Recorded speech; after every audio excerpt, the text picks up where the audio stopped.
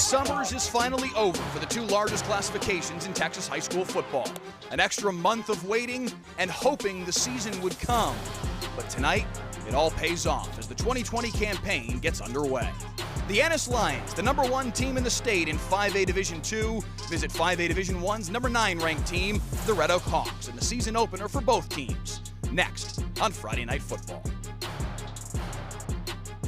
Good evening, ladies and gentlemen, and welcome to Billy Goodloe Stadium in Red Oak. Mike Leslie here with you, and we'll bring in our newest member of the broadcast team, John Diarse, in just a moment. This is finally, mercifully, the beginning of the 5A and 6A high school season around the state of Texas. 1A through 4A got to start on time. 5A and 6A had to wait until this week to finally start the season. But tonight we begin with quite the matchup. Number 1 in the state in 5A Division II, the Ennis Lions, a team that had a fantastic run last year all the way to the regional final, trying to back it up this year and go win a state title. Red Oak, meanwhile, moving up to 5A Division I, and again, very, very talented. As we now bring in the newest member of our broadcast team, John Diarse. John, this is a pretty saucy matchup for you to join us with your first game out of the gates, and should be a fun one tonight. Absolutely, man. I'm excited. We finally got some football back. It's been a long, long time since we've been out in the elements, and I'm excited to see these teams play tonight. I think they got a lot to prove, and I think they got a lot of excitement to go behind it. That gets us to our players to watch for tonight. These two teams have got some serious talent. But we start with the quarterback for the Ennis Lions, a returning starter in Colin Drake. He, as well as Red Oak cornerback Darius Jackson, are two players to watch tonight. For Drake, certainly the leader of this football team in just about every facet. Combined for 35 touchdowns a year ago, 23 through the air, 12 more on the ground, and he was the district MVP for Ennis. Sam Harrell, their head coach, will talk about an awful lot over the course of tonight, knows quarterbacks, and he's got a good one in Colin Drake. Hey, and Darius Jackson on the other side of the ball is a senior corner, 6'2", 175. He's a Missouri commit, so from one SEC man to another, I'm excited to watch him play. All right, time for our starters tonight here on Friday Night Football. Let's start with the visiting Ennis Lions. Of course, we mentioned Colin Drake. DeIvian Johnson joins him in the backfield. Leyland Spencer, the main target on the outside for Colin Drake, but Skyland Simmons, a young man who really came on last year. Clayton Jenkins, a very talented tight end. There's some good tight ends in this football game. Defensively for Ennis, Lazarius Becks, Darius Stokes in the middle. Jarvion Williams is a kid you really need to keep an eye out for, big number 90. Peyton Chapman, their stud middle linebacker, broke his leg last year during the playoffs, but is back healthy and ready to play this season. Red Oak's offense, led by Josh Irvin, their starting quarterback.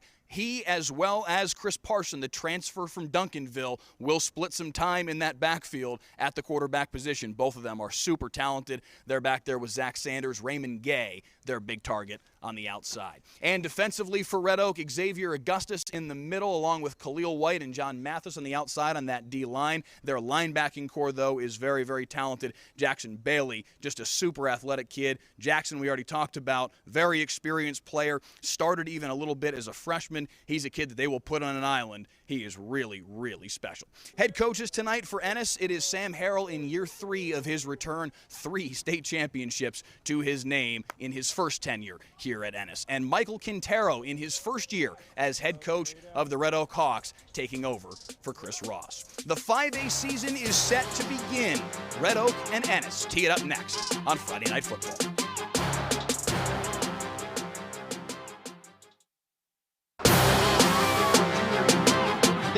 22. Deep ball from Towns for Jaden Chambers. Behind the defense. Nice move into the end zone. Wow. Friday Night Football, live on the WFAA YouTube channel. Every Friday night, all season. And a lightning strike from Darian Peace. Next up, it's the Battle of Denton. 5A's number 1, Denton Ryan, faces 6A's number 5, Denton Geyer, in a matchup of teams that played for state titles last December.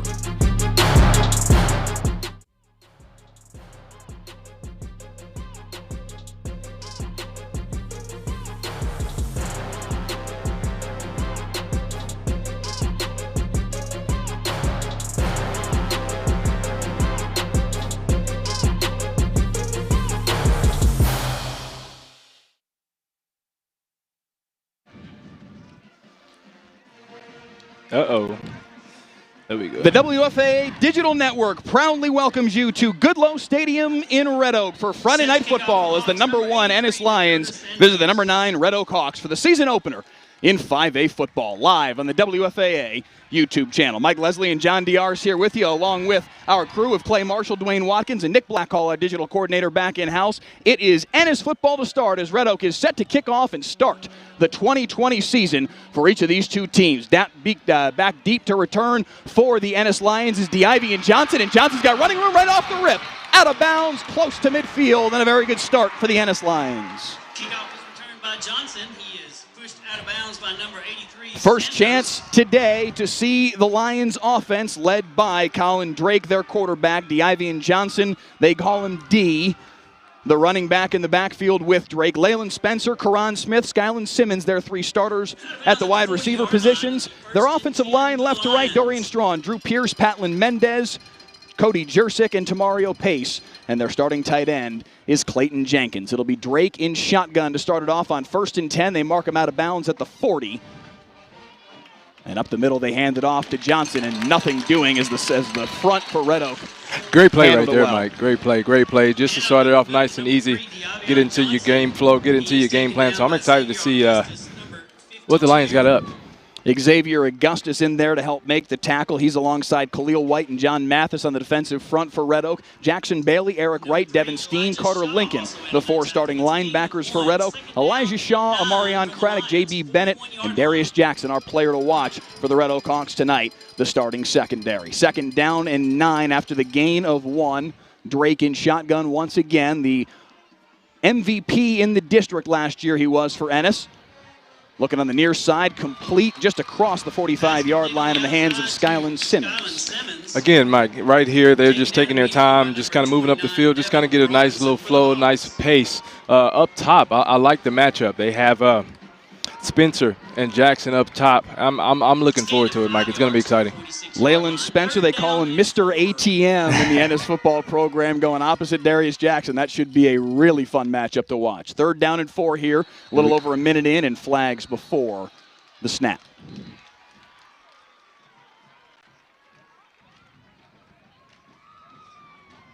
Prior to the snap, dead ball, offsides by the defense. Penalty goes against the Red Oak defense, so a free 1st down here for Ennis and a good start for the Lions already into Red Oak territory. Absolutely. Let's see what they dial up right here, Mike. 1st down. I can almost assume that they're going to keep it safe. Still the first drive of the game. Here we go. Drake in shotgun again. 3 wides to the top of the formation this time. Well, QB draw. And Drake with some good blocking in front of him, down inside the 40, maybe right at the 40-yard strike.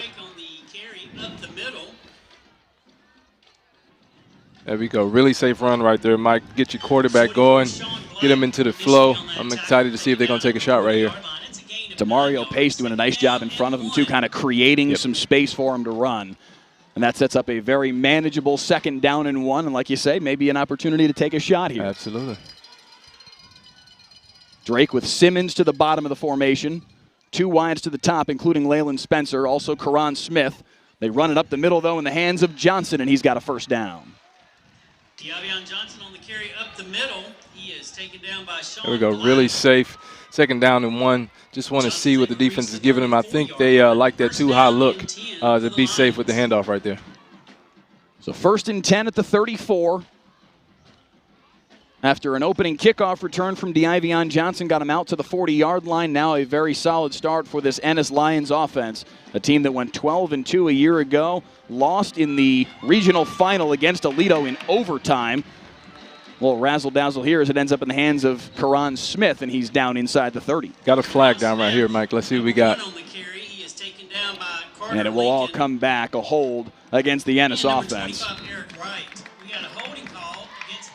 And a player down for the Red Oak defense. It looks like it may be John Mathis, their defensive end. His helmet came off, so at the very least he'll have to come off the field for that. Back up on his feet and walking off the field, so it looks like he'll be okay, but they'll have to go to their reserves for at least a play. Flag brings it back to the 44-yard line, so a big penalty on what was a nice gain for this Ennis offense, and that sets up 1st and 20. Completely changes what a coach is looking to do right now here for in a 1st and 20 situation. Absolutely. I just think he should keep it safe, and which he probably is. Just going to keep looking over that defense. I like their two-shell look about the defense right here, just keeping it nice and safe. Motion man across the formation is Clayton Jenkins, their H-back / tight end. He can do a lot of things for him on the football field. This time they go over the middle for Karan Smith. Makes the catch and gets it back close to the original line of scrimmage, back down to the 35. Here we go right here. Just clearing out that middle with the running back flaring out to the right. And right there, Karan, right across the middle. 2nd down and 11 as a result.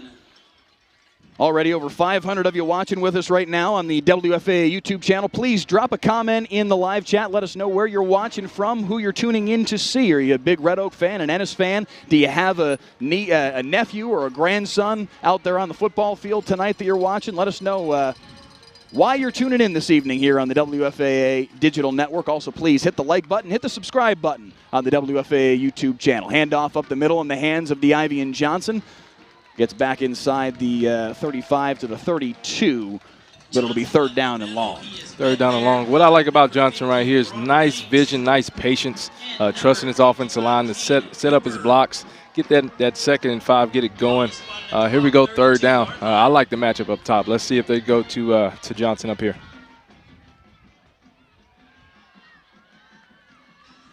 Already 4.5 minutes in here of quarter number 1 of the 2020 high school football season for 5A and 6A. They had to wait an extra 5 weeks to finally start their season.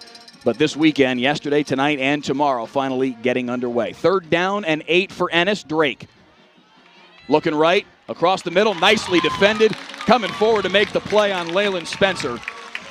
And Red Oak forces 4th down and 8. Now, this is kind of no man's land. You might consider going for it here. Absolutely. In this position. Definitely 4th down territory right there. But I like their idea, trying to get their go-to man, Mr. ATM, involved in the action right there. Leyland Spencer is senior, 6 foot 175 a year ago, 1,300 yards through the air, and 14 touchdown receptions on 73 catches. He's a young man who can fill up the stat sheet. There's a reason why they call him Mr. ATM, and but on that play, not able to make the hookup with Colin Drake, and it's 4th down and 8. Colin Drake is the punter for Ennis, so theoretically they could consider quick kicking it here. They're going to, I believe they're going to take the timeout. Yes, they will. Yep. Which, if they're taking the timeout, that kind of shows their hand that if they were going to punt the ball away anyway, maybe take the 5-yard penalty for delay, a little bit more, room to work with. But on 4th down and 8 from the 32-yard line, it looks like they indeed will go for it out of this timeout. Absolutely, and I'm interested to see what they go with right here. Again, I definitely want to see Spencer get his shot down the field. I definitely think this is the territory to do so, but we'll see right here coming back from the timeout what they decide to do.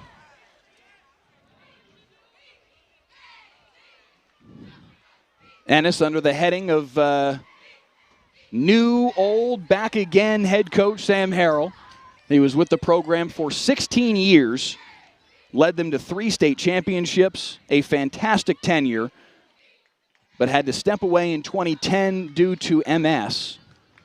Went and got stem cell treatment down in Panama in 2011. 3 different stem cell treatments, and he was back on his feet and back able to get into coaching. Had some assistant gigs 2012, 2014, 2016. Finally in 2018, back here in Ennis. And this is year number 3 of his 2nd stint. On 4th and 8, they're going to go deep. Drake has to pull it down and try and run for it. Can he get the corner? Yes, he can. Colin Drake inside the 20. Out of bounds inside the 15. There is a flag behind the play. But Colin Drake on 4th down and 8, scrambling for the 1st down. We have a flag down at about the 13-yard line.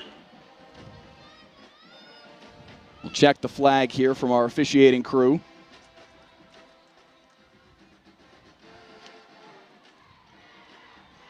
Everybody seems to be backtracking. It is a hold against the Ennis offense. That's too bad right there, Mike. I like Drake's maturity right there to extend the play. You always want to see your mobile QB extend the play and try to get that 1st down. Great job right there, but got to get that holding down, man. It does turn what was 4th and 8 into 4th and 1 because of where the penalty took place. So it does make 4th down much more manageable for Ennis here as they set the ball at the 25-yard line, have to get not quite to the 24 to pick up the first down, so 4th and a little less than a yard now. Absolutely. I think they're going to keep it safe right here. Quick personnel change.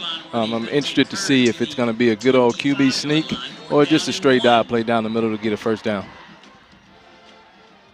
Jacoby Collins, their senior running back, is now another timeout is called by Ennis. So 2 timeouts used in the early going here by the Ennis Lions. Jacoby Collins, their 5'9", 215-pound running back. He's a senior. He's more their power back. You might see him come on the field in this scenario, but Johnson certainly has the capability to tote the rock in this spot as well. So we'll see what Coach Harrell draws up, but certainly a good start so far for the Ennis Lions offense. Oh, yeah, I definitely think they're in the rhythm. Just got to minimize those penalties, Mike. That's what's killing their momentum right here. But, again, you see Collins come in. He's their power runner, so I'm excited to see if he's going to rip one up and get first down. Under the direction of Clay Marshall, our photographer tonight, Dwayne Watkins, our digital coordinator back in-house, Nick Blackall, Mike Leslie and John Diarse here with you on the WFAA Digital Network. Friday night football. Week 1 of the 5A, 6A season, week number 5 of our broadcast season, as we brought you 4 weeks of the small schools over the course of the month of September, late August and into September. But now 5A football underway in front of you here on the WFAA YouTube channel. And out of the timeout, it is Ennis football. 4th down and less than a yard. Drake will be in shotgun. It is Johnson in the sidecar to his right, I believe. That may be Devion Beasley to his right as the Red Oak defense trying to pump up the near side crowd. It is Beasley to the right of Colin Drake on 4th down and less than a yard, and now a stoppage of play again. And this time it's Red Oak that will call timeout. I don't think I've ever seen this before, Mike. 3 timeouts in the first drive. In the first drive of the football game, in the first 5 minutes and 22 seconds of the football game. 3 timeouts, 2 called by Ennis, 1 now by Red Oak here prior to this 4th down and 1. Under a half moon tonight here in Red Oak, a beautiful night. This is what late September should feel like in the state of Texas, and a good way to start off the high school football season for these 5A and 6A schools, and also a good way to start off the WFAA career, if you will, for John Diarse, the newest member of our broadcast team. Welcome. We appreciate you being here. I appreciate you guys for having me, man. I'm excited, man, to get back to football, number 1. Number 2, just to get back around high school football, number 2. I think high school football is the mother of all football.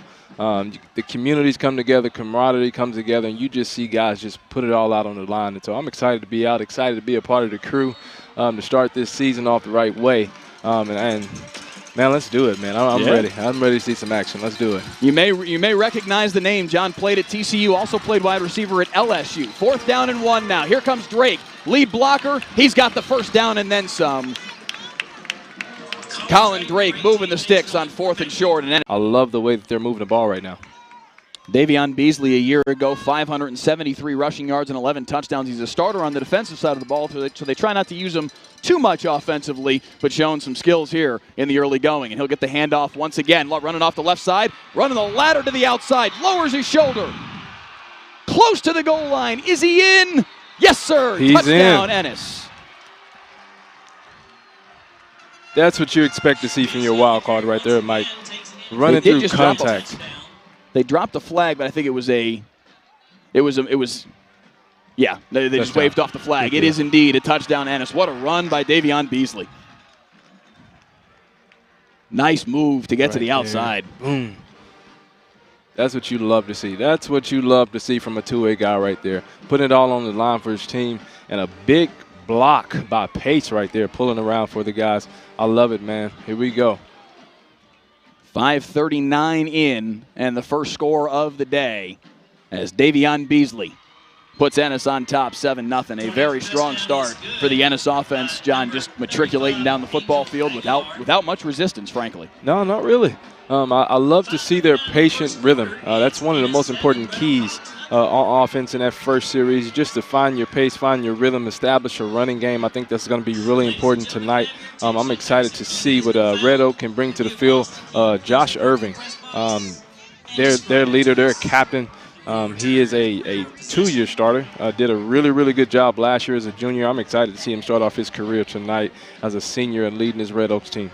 If we can run that replay back one more time, watch the tail end of the play here. J.B. Bennett comes in and tries to rip the ball out of the hands of Davion Beasley. Number 10 here, right, coming into the frame, right where he makes contact and tries real hard to rip that ball loose. I think that was why there was such a delay in signaling that it was indeed a touchdown, because I think for a moment anyway, they weren't sure, one, if he was in, but two, does he still have the football? But a good job by Beasley to really, seize it tight and hang on to it and get into the end zone. Security. All about ball security right there.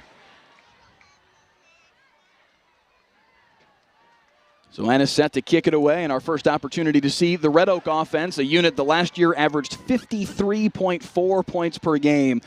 They can put points on the board multiple times last year, over 50 points per game, a couple over 60. They even scored 80 in one game last year. This offense can put up points in bunches. Now, it's worth noting they did play in a district that wasn't especially strong last year. That didn't hurt, but still, you're putting 80 points on anybody. You're doing some serious work.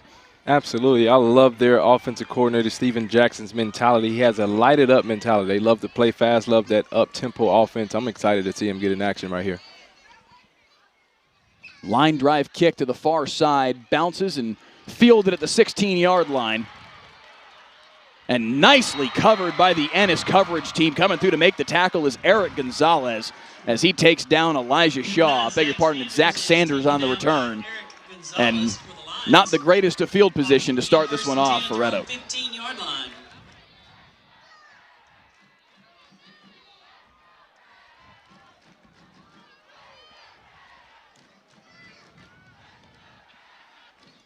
Billy Goodloe Stadium in Red Oak, the site tonight here on Friday Night Football, a stadium that ordinarily would hold 7,100 people.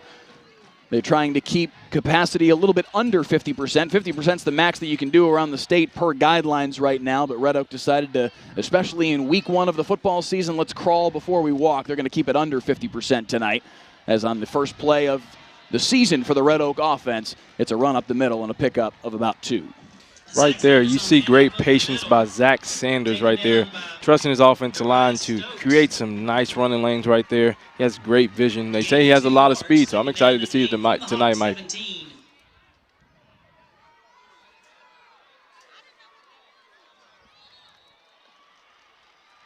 Flags on the field. Looks like it's going to be a false start against the Red Oak offense. Red Oak starters tonight: Josh Irvin, their starting quarterback; Zach Sanders, the starting running back; Raymond Gay, Tristan Edwards, Jace Wyatt, their 3 wide receivers; LaKelsey Johnson, a stud tight end; and then their offensive line left to right: Johnny Parker, Kane Cooper, Alex Ariano, Carlando Govan, and Charles Walker. The 5-yard penalty turns 2nd and 8 into 2nd down and 13. Against the Hawks backs them up to their 12-yard line.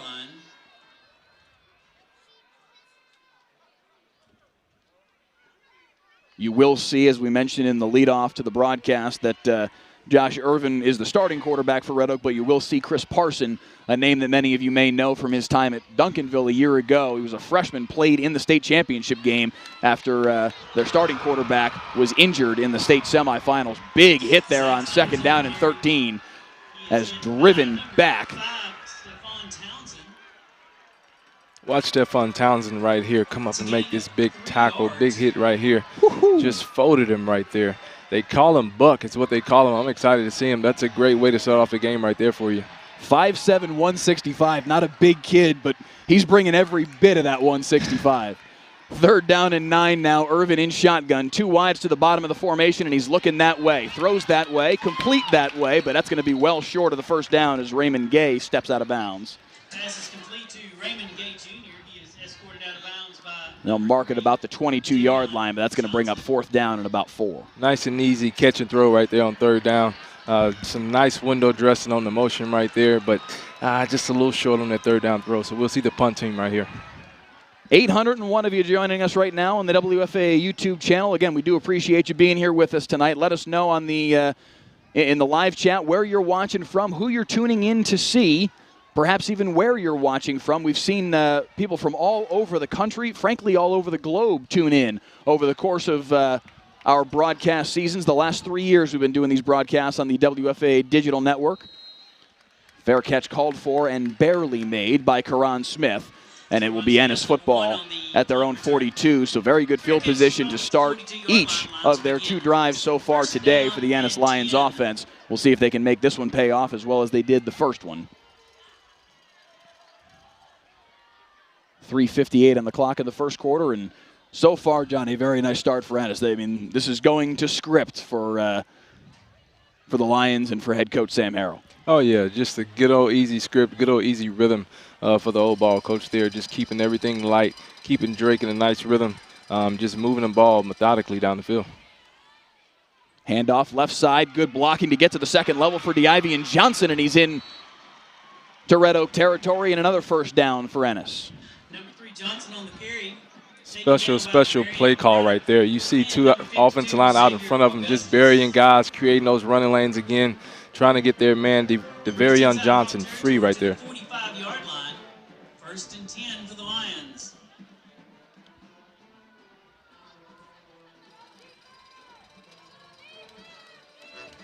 First and 10 at the 45. We do recognize the issue with our scoreboard. A couple of folks are referencing it in the live chat. We'll fix that for you and add the 7 on there for Ennis. For whatever reason, the data not feeding quite as well as we would hope it would. Is on 1st and 10. They swing it out on the left-hand side for Jackson, and he picks up 6. 7-0, though, of course, the correct score after the touchdown run from Davion Beasley midway through this first quarter.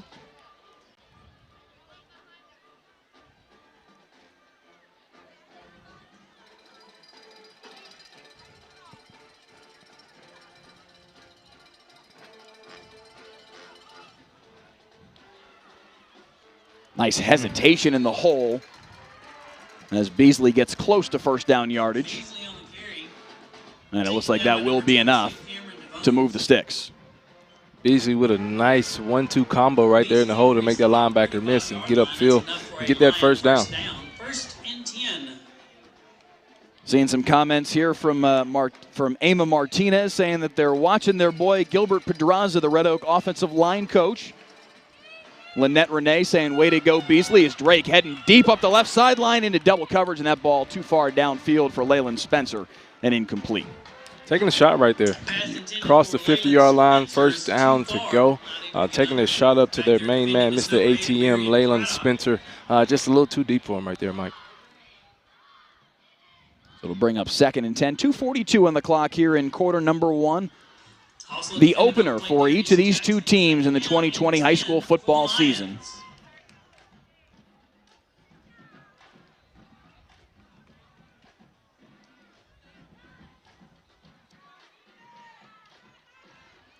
So far, a very nice start for Sam Harrell's Ennis Lions. Good field position to start their first drive after a very nice kickoff return from DeIvy and Johnson. And now a flag here for delay of game. Delay of game against the Lions is the call.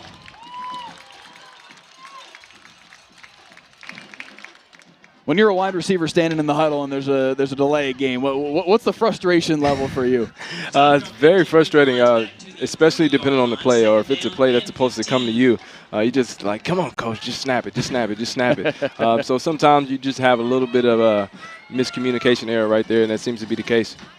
2nd down and 15. Drake's going to keep it himself off the read option. Nice run up the left side. Lowers his shoulder and gets back inside the 30-yard line and makes 3rd down quite a bit more manageable here. No fear in Drake right there, just continuously attacking that line of scrimmage, putting his shoulders down right there. He's not afraid to drop that shoulder. I like it.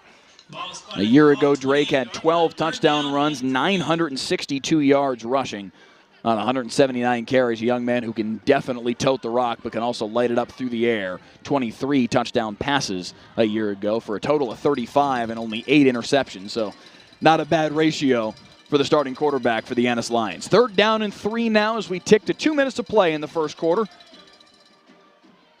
Handoff, Beasley, lots of running room, and he's taken off inside the 15. Beasley inside the 5, stiff arm to the pylon, touchdown.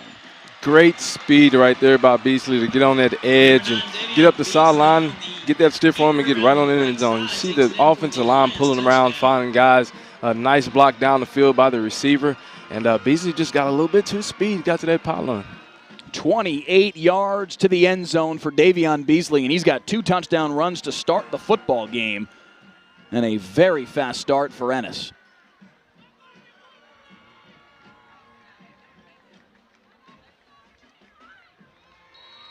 Extra point is good, and a 14-0 start for the Ennis Lions. 12-2 a year ago. Made it all the way to the regional final. Lost to the Aledo Bearcats, who went on to win the state championship in 5A Division II. And that loss was by a razor-thin margin, 43-36 in overtime. They gave Aledo everything they could have wanted and then some. And for Ennis, you got to imagine you go into an offseason after a year like that and you're feeling we're that close to being a state champion. And they come back as #1 in the state in 5A D2. They've got major, major expectations this season. Absolutely. To lose by that close, lose by a hair, it's definitely extra motivation in the offseason. And it seems like they haven't missed a step, Mike. They just moving down the field, nice and rhythm right there. And I believe this Ennis team is ready to play. Quite a start for Davion Beasley as well. A pair of long touchdown runs. This one from 28 yards out. And Ennis jumping all over Red Oak on their home field tonight. 14-0 here with $1:49 to play in quarter number 1. Now we'll see if Josh Irvin and the Red Oak offense can get something going. They need some sort of momentum here in the early going. Some good field position might help. They certainly struggled with that on their first possession, starting back inside their own 20-yard line. We'll see if they can do a little better this time around as Ennis gets set to kick the ball away. Angel Aguilar to kick it away.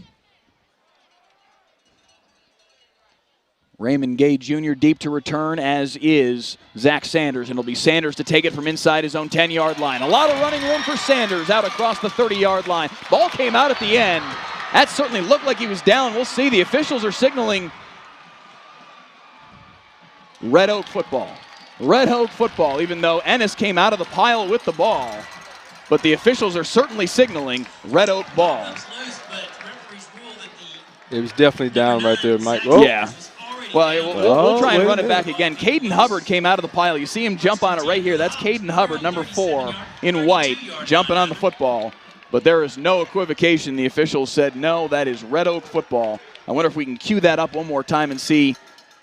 I don't know. That ball may have been out. Yeah, that ball may have been out right there, Mike. So Red Oak very fortunate to maintain possession here as they hold on to the football, and it's 1st and 10 from the 32-yard line. Sam Harrell did come out to briefly argue the call, but not much that he can do about it. Irvin flushed and taken down in the backfield. All sorts of pressure from the Ennis defensive front. Oh, this is a great coverage down here by Ennis right here. Getting Gay covered over the top and underneath. That's a hard look for your QB right there to have to eat that ball and take a sack. Octavius Johnson coming through to finish him off, but several Ennis defensive linemen in on the play. We didn't get a chance to give you the Ennis defensive starters in their first possession because it was as brief as it was. We'll try and sneak that in now here, perhaps after 2nd down and 14. Handoff. Sanders crunched right as he got back to the original line of scrimmage. That'll set up 3rd down and 9. The Ennis starters defensively, Jarvion Williams. This kid is a stud defensive end.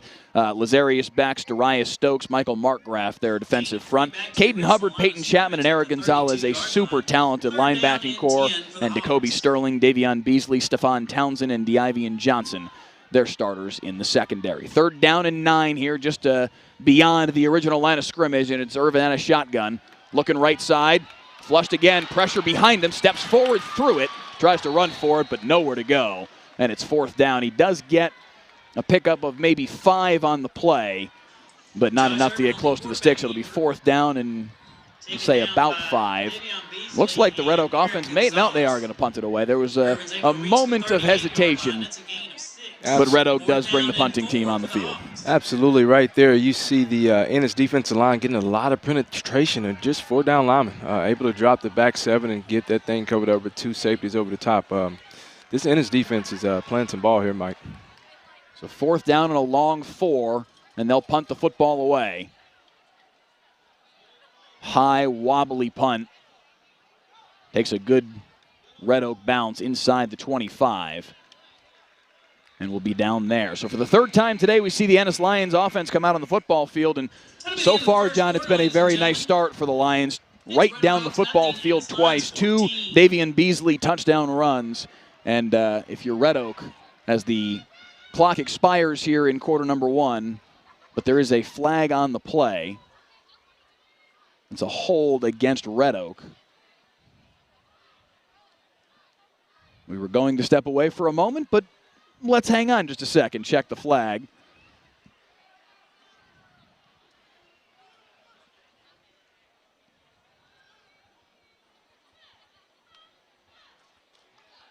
Sam Harrell and the Ennis coaching staff getting an explanation.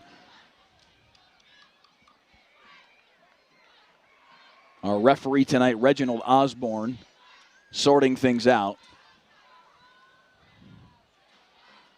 It appears as though Ennis will decline the penalty, and we'll head to the second quarter. Ennis ball when we come back on Friday Night Football.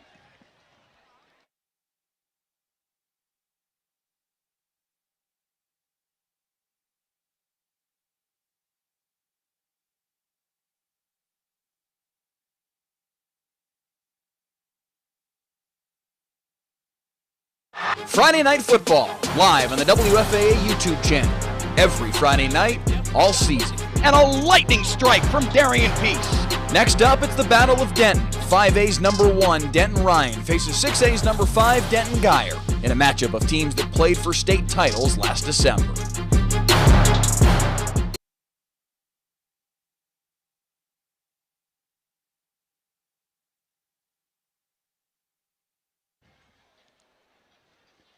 Back on Friday Night Football, Mike Leslie and John Diar's here with you. Second quarter action moments away, but it looks like they may have to go back and punt this football again. There was no track. There was a lot of confusion during the quarter break as to where they would spot the football.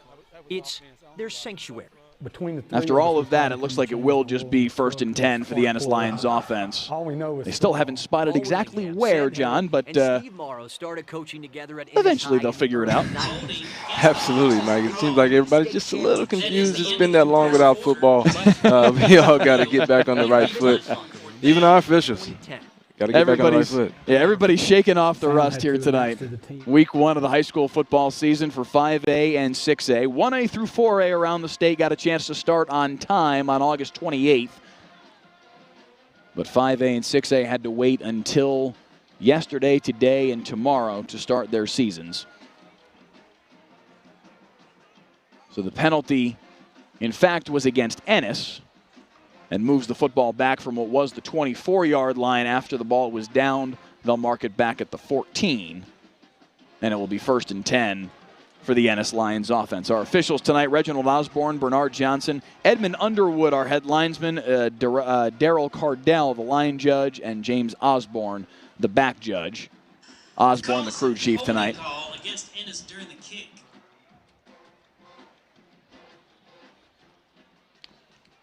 Well, now that they've announced that it was a hold against Ennis 3 different times here in-house, I think it's finally time to start the second quarter as Drake is in shotgun, 1st and 10 from his own 14-yard line. Jenkins, motion man across the formation, throw it on the near side, complete, making a man miss is Leyland Spencer, trying to make another man miss, and he does, and he'll tiptoe his way out of bounds across the 35-yard line. Mr. ATM with a big 1st down. There we go, getting it started right there on 1st down. Mike, they like the matchup right there against Davion Robinson of Red Oaks. Just taking a nice, easy catch and throw right there on 1st down, and Mr. ATM doing what he does best, getting down the sideline. Ball out to the 37. Spencer a year ago, 14 touchdown receptions. He was the number 2 target last year. Kobe Cavill graduated after last season, so Spencer graduating into that number 1 role this season and showing already that he's got the goods to make that stick.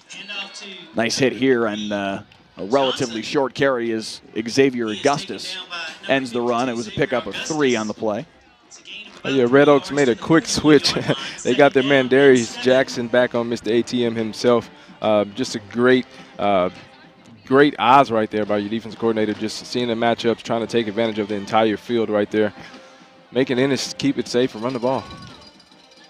Over 1,000 of you joining us now on the WFAA YouTube channel. Thanks so much for being here with us tonight. Please share this feed around with your friends and family that may want to tune in and watch a little high school football on this Friday night around the country, around the area, wherever they may be. If they've got a connection to Red Oak or Ennis, or if they just like high school football, send them the link and let them know that they can tune in and join us tonight over the course of these final 3 quarters. First down carry there, gets the ball out to the 48-yard line as Ennis's offense, John, just continues to move the football. I love how they're trying to establish a running game right here, Mike. That's going to force that Red Oaks defense to come up and play more guys in the box, and then we may get to see the ball travel down the field a little bit here. 1st and 10, Drake in shotgun, as he's been basically all night long. Throws on the right side. That looks like it was indeed caught. It was a low throw, but a nice job by Skyland Simmons to get low and make the grab and a pick up of 5.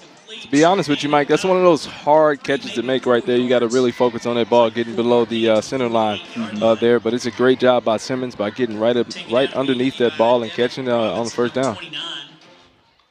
John Diarse, a former TCU and LSU wide receiver. If anybody's going to know what's a tough catch to make, it's this man. As Ennis faces now 2nd down and 6 after the grab by Simmons. Handoff up the middle. It's DeIvian Johnson, and he's got a burst again into the secondary. Nice run from the junior.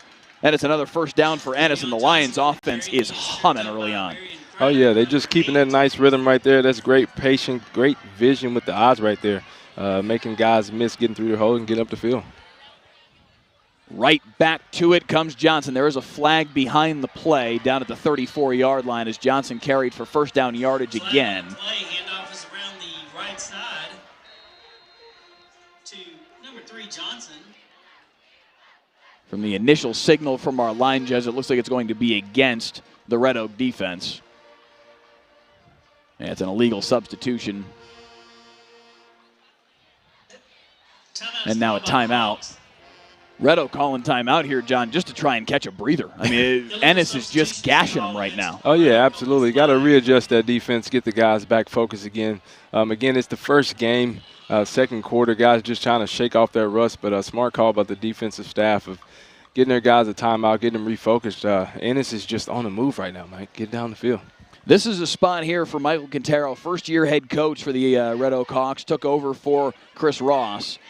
And it's a spot where, I mean, you got to get a stop here. Even if you're going to just hold them to a field goal, just create some sort of positive feeling, frankly. It has been a very fast start for Ennis, and on the first night of the season when you've been with so much build-up to get to this point, and then to kind of get punched in the mouth in the early going, that can snowball quick. So if you're Michael Quintero, you kind of got to, grab the reins a little bit here and try and slow this whole thing down, because another touchdown here from Ennis could really make things a little shaky for Red Oak.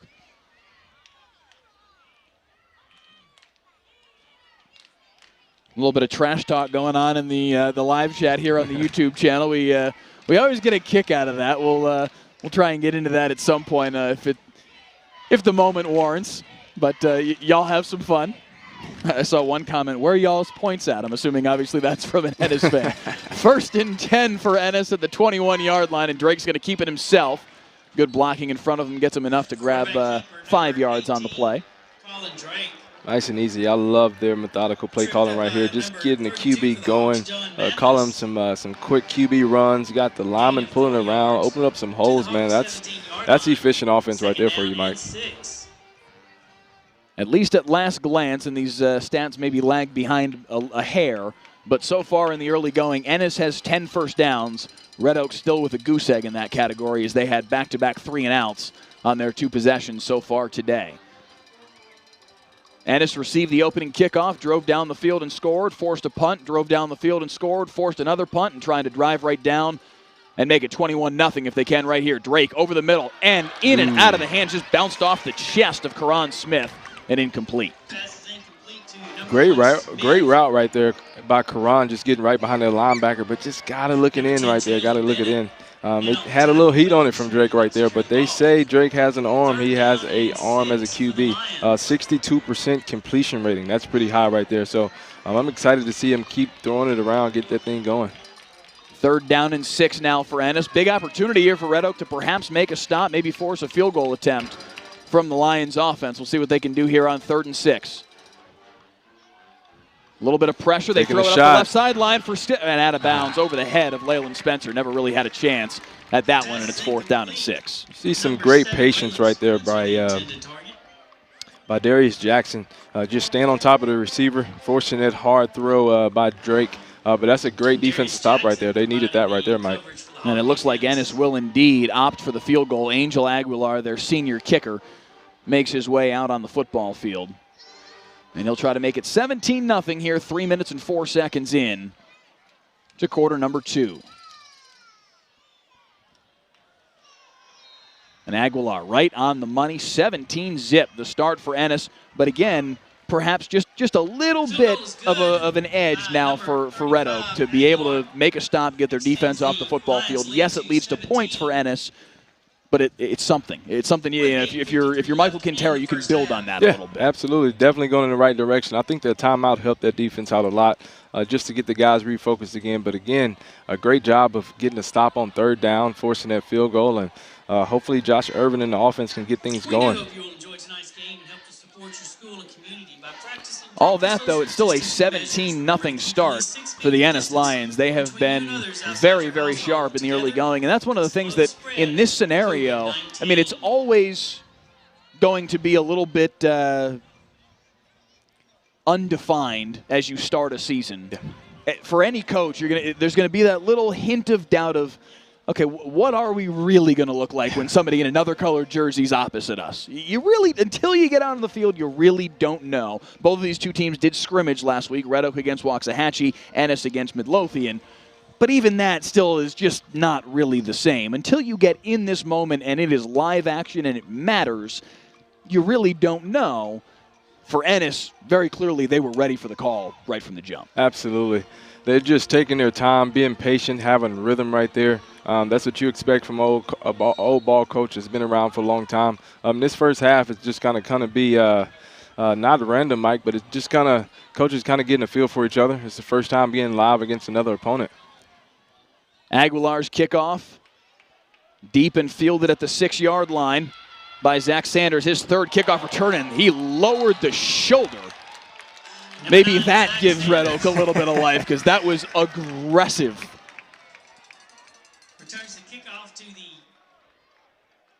This will be fun to watch again. Absolutely. Lowering the boom right here by Zach Sanders. Get off the tracks. Decent field position for Red Oak is into the game for the first time today, I believe, is Chris Parson, their backup quarterback. And backup is maybe not the right term, really in a timeshare with Josh Irvin. Both of them are super talented. Parson, only a sophomore, the transfer from Duncanville, and he can make some plays. He should be fun to watch, and we get a chance to see him for the first time this evening. Absolutely. Say he's a really, really special kid. They're excited to see him come over from Duncanville. I'm excited to see what he does on this drive, getting in this first half and just trying to get a feel for it. He's got 3 wide receivers to his left on 2nd down and 9. He's perhaps the quicker of the two. They may use him a little bit more in the running game than they would Irvin, but Irvin can run the football too. There is no doubt. Hands the football off here, though, and nowhere to go again for Zach Sanders. I got to feel like Red Oak needs to get the football on the edge a little bit. Just trying to run the ball up the middle so far, John, it hasn't worked very well. Yeah, they're going to have to attack that edge, Mike, and try to see if they can establish a running game here or find some matchups out here in the secondary. I like LaKelsey Johnson right there in the slot, big tight end, sure-handed guy. 3rd down and 6. Parsons stepping up in the pocket, spins his way free from one. Trying to get to 1st down yardage. I think he's got it. It's going to depend on the spot, but a nice play from Chris Parson to at least make it close. Great job right there. Just being confident in the pocket, being patient, feeling that pressure and avoiding it, making a great spin move right there off the defensive lineman and getting upfield to get that 1st down. It is indeed a 1st down as they move the sticks, but there is a player down for the Red Oak offense on the near side. I haven't been able to spy a number just yet to see who it is. It appears to be one of their offensive linemen. It's one of the things that we really want to be mindful of here, Mike, is just these guys coming off of quarantine, first time kind of popping the pads against an opposite opponent. We just want to be cautious of some of the players and their health and making sure guys are in shape to kind of take that physical contact. Second quarter action here on the WFAA Digital Network. Friday Night Football. A 17-0 Ennis lead, but Red Oak with their first down of the game just a moment ago on the nice scramble by Chris Parson. But now a player down for the Red Oak offense. He's surrounded by the training staff. We haven't yet gotten a chance to see exactly who it is, as the trainers from Red Oak, Chris Elizondo and Mackenzie Boodram, are tending to him. I love that picture right there, though, Mike. You got all the big fellas up there in support. It's nothing like that offensive line love. I'm telling you, Mike, they are a special group. It's something about offensive linemen and how they stick together, man. It's something that you've never seen before. Every single one of them on a knee. We'll see if maybe we can see what happened here late in the play. It looks like the action's behind the injury, rather, is behind the action. But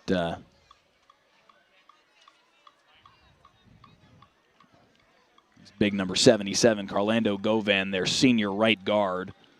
6'3", 320 pounds. And, yeah, it's going to take a few folks to lift 320 pounds off the turf. Absolutely. Big, strong, physical kid, though. And he's not going to put any weight on that left leg.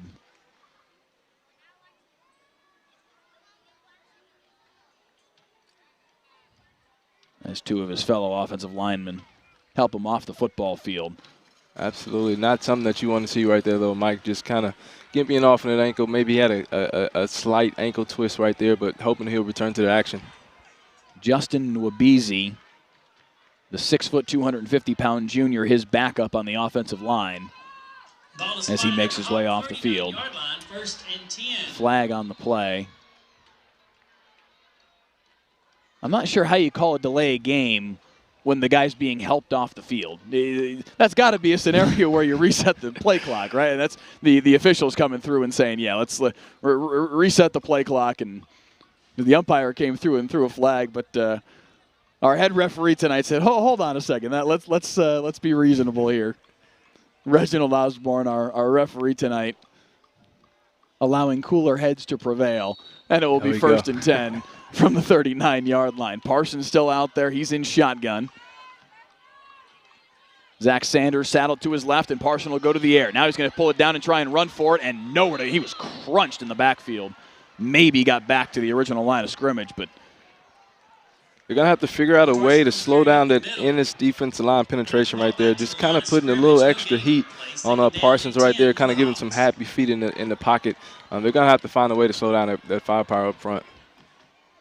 1,132 of you watching with us now on the WFAA YouTube channel. Again, please share it around. Click the like button. Click the subscribe button here on the WFAA YouTube channel as well, as we will bring you high school football action every Friday night all football season right here on the WFAA Digital Network. Next week's broadcast right there on your screen, a really good one. The #1 team in the state in 5A Division I, the Denton Ryan Raiders, against number 5 Denton Guyer, the number 5 team in 6A. Both of those two teams played for state championships a year ago. Wow. They both ended up losing that game, but that's how good those two programs are, and they'll square off next week. Special.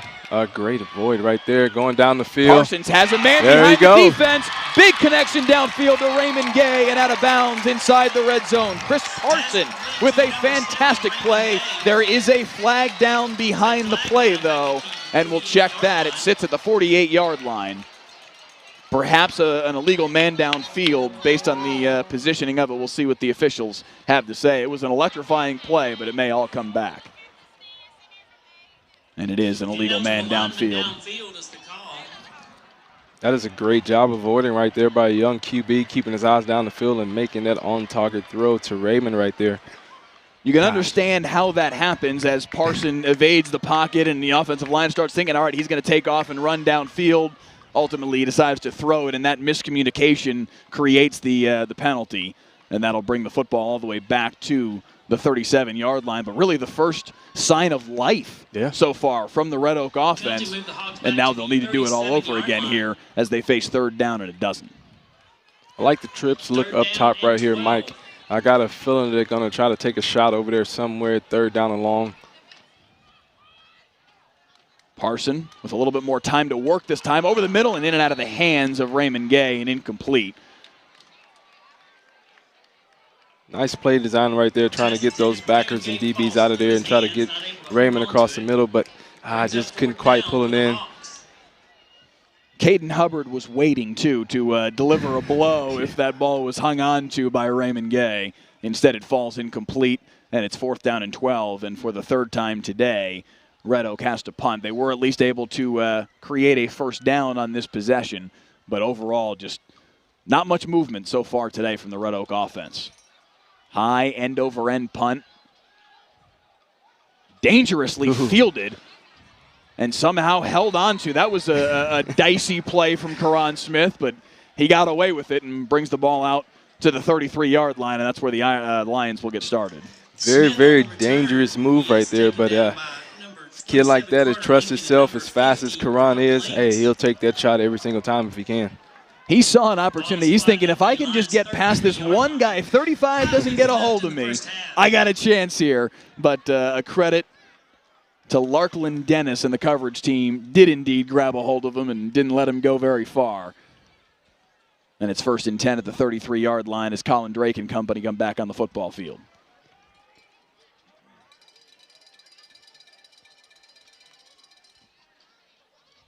Handoff.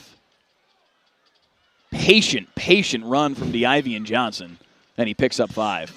Doesn't get any better than that right there, Mike. Just getting behind your big guys up front, letting them set it all up for you and clear it out. Even Karan getting in there and getting a little action on their blocking. So this Ennis offensive line is truly moving this defensive line up the field and creating these lanes. 2nd down and 4, call it. Past the midway point of the 2nd quarter, and so far tonight it has been all Ennis.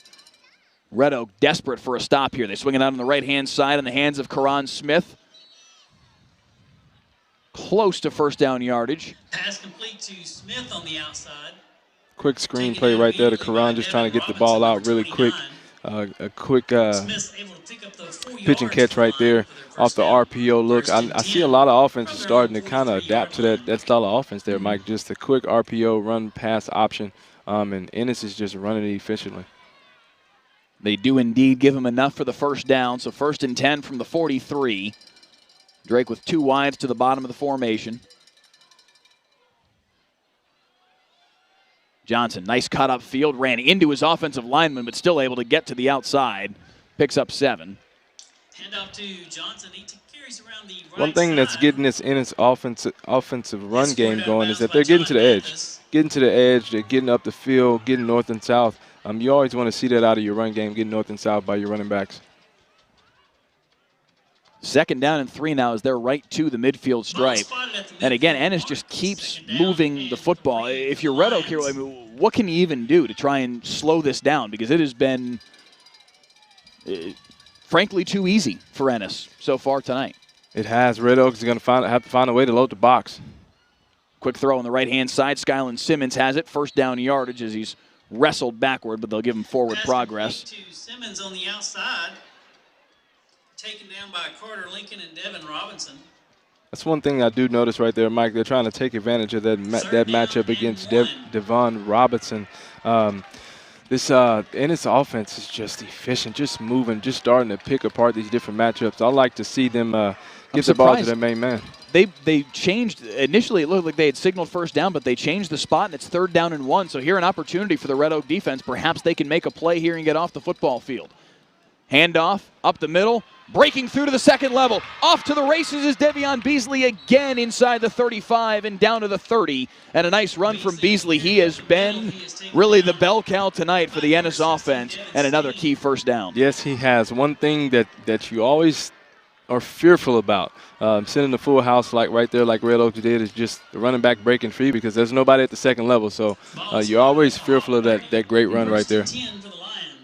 Let us know in the comments on the live chat, what do you guys think perhaps this Red Oak defense should do to try and get back in the football game? The near side Red Oak fans, we're on the home side at the top of the bleachers, and it's quiet over here right now. The life has been sucked out of this place a little bit because of how efficient Ennis has been here in the early going. Handoff once again for DeIvy and Johnson, breaking away to the second level, inside the 5, DeIvy and Johnson to the end zone. Touchdown, Ennis, their third of the day. Phenomenal patience right there by D. Johnson. Just getting behind those pulling guards and tackles, just letting them lead the way. And he's just hitting the gas, getting through that second level and getting into the end zone right there. 30 yards to pay dirt for DeIvy and Johnson, and it is all Ennis in the early going. Aguilar on for the extra point. And it is 24-0. Ennis. Got 3.5 left in this second quarter. They have to find some kind of way here, Mike, to get this Red Oak offense going. I'm interested to see if they're going to stick with the young QB in Parson, transfer from Duncanville, or they're going to get Urban back in the game and try to get this Red Oaks offense going. But they got to put up some points before this half ends. To be frank, they haven't done a ton with either quarterback on the field thus far, but there was at least a little bit more of a spark in that last possession with Parson on the field. I got to imagine you go back to that and at least try and create something off of that, because so far it's the number one team in the state in 5A Division II is looking the part so far. Absolutely. I think with this Red Oaks offense, you're going to have to kind of find a way to manage that 2 QB system. I see a lot of offenses starting to adapt to that, kind of have that dual threat, that double dual threat QB option. But Red Oaks is going to have to find a way to solidify something and get it going. One of our reporters for WFA, Matt Howerton, who actually will air a story of his at halftime from a couple of years ago that he did on the return of Sam Harrell at Ennis. But he is an Ennis graduate himself, played for this Ennis high school football program back when he was a young man, back in, I believe, 2006, 2007 he was on the team, and just texted me, he's a happy camper right now. He's liking what he said. I won't quote him directly. I'll do him that favor. But he's a happy camper right now with what he's seeing from his Ennis Lions. Red Oak needs to find something. We'll see if they can do so on this possession. They do have the ball to start the second half, so perhaps an opportunity as Zach Sanders returns it out to the 26-yard line. A nice tackle, cutting him down right at the point of contact was Eric Gonzalez, a real talented sophomore linebacker. But This is a chance here for Red Oak, John, because you go down the football field and score here in these final 3:26, then you get the football to start the second half. You can flip this game on its ear real quick, but you got to get something going if you're the Hawks. You got to get something going. I see they came back out with Chris Parson, a young sophomore QB, and let's see if he gets this offense going down the field a little bit. Parson hands off. Nice hesitation from Sanders, lowers his shoulder, and enough for the first down. Flag at the end of the play. Multiple flags on the field at the end of the run by Zach Sanders.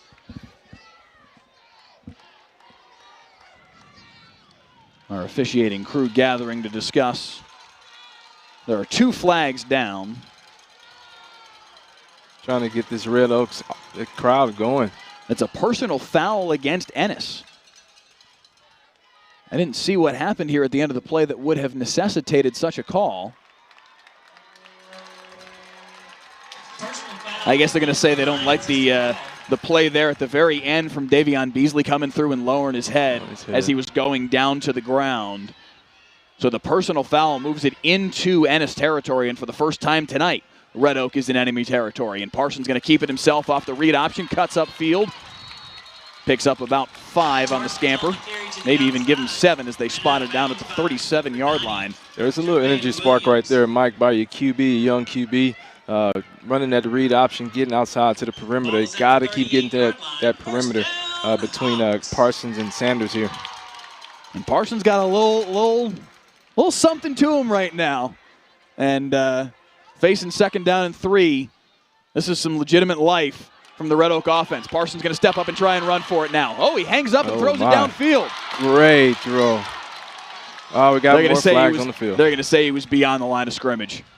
It looks like Parson was just barely beyond the line of scrimmage, and all of that will come back. It was a creative play But again, the line of scrimmage is the 37-yard line. Let's take a look at it here and see where he checks up. You can see the sticks. I don't know, man. I don't know. That's really close. close. That's really, really close. And I'm sorry. They throw the flag against Ennis. I'm sorry. I think I just assumed based on where the flags were on the field. No, the penalty is against Ennis. It is not for throwing the ball beyond the line of scrimmage. It is a flag against the Lions that is declined. First down, Red Oak, and they are down inside the red zone. And they're going to place the ball at the 7-yard line. It's another personal foul. That was the penalty. I think they may have gotten a big hit on Parson after he released. And it's first down and goal. And now Red Oak side has come alive a little bit here in the near side stands. Parson. Handoff. Sanders dives forward for a couple. Right there, just getting north and south by Sanders right there, getting his shoulders down. They call him the finisher because he does finish every single run. On that last play, that scrambling throw, they got the ball to Jace Wyatt, their most improved player on the team. So this Red Oaks had some ball players. They have some playmakers. Let's see what they can do with it. Second and goal from the 7. LaKelsey Johnson in motion into the formation. Flags at the snap may have been offside. Johnson coming from underneath the formation, trying to sprawl his way to the goal line, but he's short. Pass complete to number 11, LaKelsey The flag was for offside against the Ennis defense. Great touch right there by Parsons, getting the ball to his main man, the tight end, LaKelsey Johnson, trying to get down to that goal line. This Red Oaks offense is coming alive here, Mike. I imagine Red Oak will take the penalty and take half the distance to the goal and turn 2nd and 7 into 2nd and 3.5, so to speak. 2nd and goal, obviously, but from the 3 and change, rather than 3rd down and goal from about the 3 where Johnson was marked down, and they do. So 2nd down and goal once again. 2nd and goal for the Hawks. Call it officially from the 4. Parson and Sanders in the backfield. Parson keeps it himself. A little miscommunication, trying to get to the corner. Lowers his shoulder and can't get much farther. It looked like maybe the exchange between Parson and Sanders, I think Sanders thought he was supposed to keep it here. Parsons is taking out. Yeah, they had a little shake. I mean, that ball almost hit the turf. And got to be careful right there, though, Mike. You can't have a fumble on the exchange. I know the read option is a little tricky, especially for a young guy like Parsons, but they got to solidify that thing so that they don't have a fumble down here in 3rd and goal now. Over 1,200 of you joining us now on the WFA YouTube channel as Red Oak faces 3rd down and goal from the 4. Johnson in motion again across the formation. Parson. Handoff. Sanders trying to get outside. Held and taken down in the backfield. Very well defended by the Ennis defensive front. Sanders just had nowhere to go. Nowhere to go right there. This Ennis defense is really cracking down. I mean, that's where it gets hard for the offense. When you get inside the red zone, you're running out of space, and so this Ennis defense is coming up and making some plays. A really nice tackle by Jacoby Sterling. Just grabbed him by the ankle and would not let go. And that sets up 4th down and goal. Somebody just threw a cleat on the field. Somebody lost a shoe there. Somebody lost a shoe. Going back to that last play by Sterling, he's one of their senior corners, experienced guy. Looks like we're going to see 4th down and goal here. Referee stopping the play momentarily. And now Red Oak will call, I believe, their 2nd timeout of the half. 51 seconds to play here in quarter number 2. A very nice drive here from Red Oak to make their way down the football field. The scoreboard in-house and our graphic on the screen both say 4th and 4. The football is marked at the 6. So it looks like it's going to be 4th and goal from the 6 here out of this timeout. Parson has done a really nice job of moving them down the football field here, John, but you have to have points. And frankly, down 24-0, you really do need 6. So I understand the logic in going for it here, but there's big-time risk-reward here. You don't want to go into halftime down 24-0. Absolutely, you got to, and that's one thing about this Red Oaks offense on this drive is that they're mixed their pass and run. Parson is a dangerous runner, as we can see, and so I like the way that they're mixing in some of this play action, some of this RPO. But we got 4th and goal right here. I'm looking to see what they're going to do. Let's see if they're going to try to get the ball to Raymond Gay or try to get it over here to LaKelsey Johnson at the bottom. 4th and goal from the 6. Johnson again in motion. 2 wides and the tight end to the left. Parson rolls right, spins away, backtracks, has a man in the end zone. He fell down. He fell down. He had a man wide open in the back of the end zone. He saw Raymond Gay, tried to deliver it, and lost his footing. Very nearly made a sensational play, but just couldn't quite keep his feet. Watch this again. That is a hard throw to make, though, right there, Mike. Scrambling to your left, and you trying to throw it. He's a right-handed QB, and just a little slick down there inside the 10, man. But that's a great, phenomenal effort by the young QB. But an unfortunate break for Red Oak, because he did, and you could. I don't know if you'll be able to see him in the frame. Yeah, you don't see Raymond Gay in the frame, but he is wide open, streaking across the back of the end zone. And Parson was very much looking like he was going to run there, checked up, saw Raymond Gay, tried to fire to the back of the end zone, but his feet just came right out from underneath him. And now here an opportunity for Ennis late in the half, breaking into the secondary and out across midfield. What a run for DeIvy and Johnson. That's their guy, two-way guy. So he's got to be on the field as much as possible. Really good patience in the hole. 30 seconds to play in the half, only 1 timeout for Ennis, but a run like that changes the math very quickly for Sam Harrell and company in terms of what they try to do here in this final half minute. Tony Castillo, their offensive coordinator, with an opportunity to draw something up here and maybe add a few more points before halftime.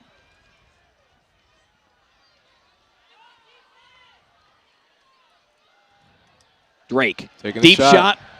That ball's too far and incomplete. He had Skylan Simmons up the right side behind the defense, but just a bit too much.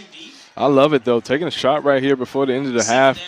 You see most offenses in this situation, Mike, up 24, just kind of keep it safe, keep the ball on the ground, and run out their clock. But Ennis has a little confidence going in this first half, trying to get the ball down the field, taking a shot right before the half. Down to 20 seconds to play in the quarter, 24-0. The Ennis Lions very much looking the part as the #1 team in the state in 5A Division II. Red Oak trying to keep from allowing them any more points before halftime. Throwing over the middle, Leyland Spencer on the receiving end. Flags behind the play as he runs out of bounds close to the first down marker. Complete to Leyland Spencer. Flag comes into the 38-yard line.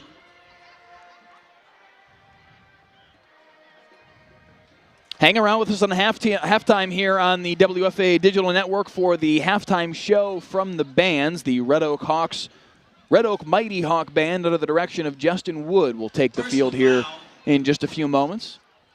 Clipping against the Lions. Penalty goes against Ennis, so that play will come back. 12 seconds to play in the half now, and the ball will come back into Ennis territory, I believe, depending on where they spot it.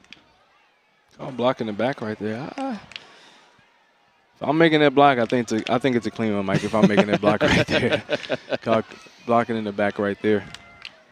That's a wide receiver talking right there. Absolutely.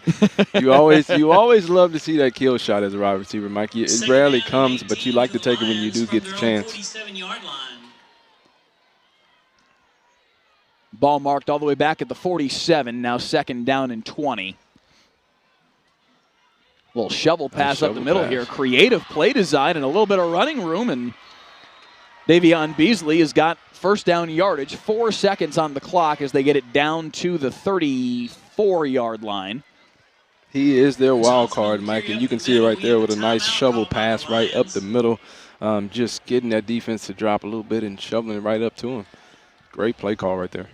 Timeout called by Ennis with those 4 seconds on the clock. Their kicker, Angel Aguilar, I talked with him earlier today, and he said he felt like he might possibly have range out to 50.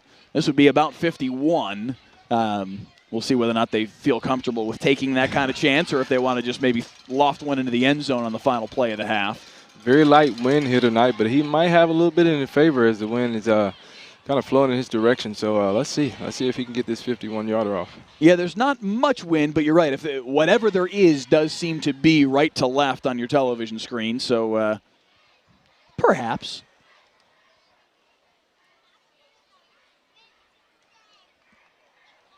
It's like they're keeping Drake on the field. Yeah, I was saying, I see Colin Drake walking back out, so it looks like they'll keep the offense out there and try and create points the old-fashioned way here in the final 4 seconds of the half. Regardless of what happens here, though, if you're Ennis, you got to be thrilled with the way that these first 24 minutes have gone. Absolutely. A very strong start to the 2020 season for Sam Harrell's club. One more chance to add some more points on the board, though, before halftime. Drake with 5 wides, 3 to the near side, 2 to the top of the formation. He's going to fire that way. Has a man. Oh, my. He made the catch. Great Simmons catch. At the end of the half on the final play of quarter number 2, and Ennis adds 6 more. Skyland Simmons right there making a big man catch. He's a 6'4" receiver, junior, and Drake just lofted it up there. He went up, climbed up the ladder, took the cookie out the cookie jar right there, Mike. That's getting mossed right there. That is getting mossed. Skyland Simmons up over top of the defender. I think it was Amarion Craddock in defense. And Skyland Simmons just said, I'm bigger than you, and I'm going to make this catch. He absolutely proved it right there. And he came on late last year, Mike. Made a pretty good impact there late in the year, and you can see him making big plays. 31-0 Ennis at halftime. What a performance from the Lions offense, and what an exclamation point to finish a dominant first half from the #1 team in the state in 5AD2. One more look at this. Up over top of Craddock. Skyland Simmons, you mentioned it, he had a fantastic finish to last season. Only a sophomore, came up off the JV, started making some plays, and had 2 touchdown receptions in that regional final against Aledo. And now tonight, with perhaps the best highlight so far this evening, as he finishes off the half in style for Ennis. Strong, aggressive catch right there. Strong, aggressive catch. And as a receiver, you just love to see stuff like that, Mike. It's not often that you get those jump balls like that, but Skylar definitely showed his athleticism and just snatched it away. So the 34-yard touchdown pass to finish the half, and it is all Ennis at halftime. Back on the field here coaching at Ennis, and certainly he's thrilled with what he's seen through one half of play. His team up 31-0. Absolutely. Just a great example of fortitude, mental fortitude, and just a true warrior. Dealing with things like that off the field, it's always tough. Not only on the coach and the players and the staff, but the family and the community and everybody that's connected to him. And you can definitely see his spirit has definitely filled up this Ennis football team. It filled up the community. It fueled up their school and their fight. And you can definitely see it tonight. They're up 31-0 to start this second half. And, man, let's see if Red Oak can turn it around tonight, huh? Yeah, speaking of mental fortitude, Red Oak needs some right now to try and dig out of this hole. Down 31-0 at halftime.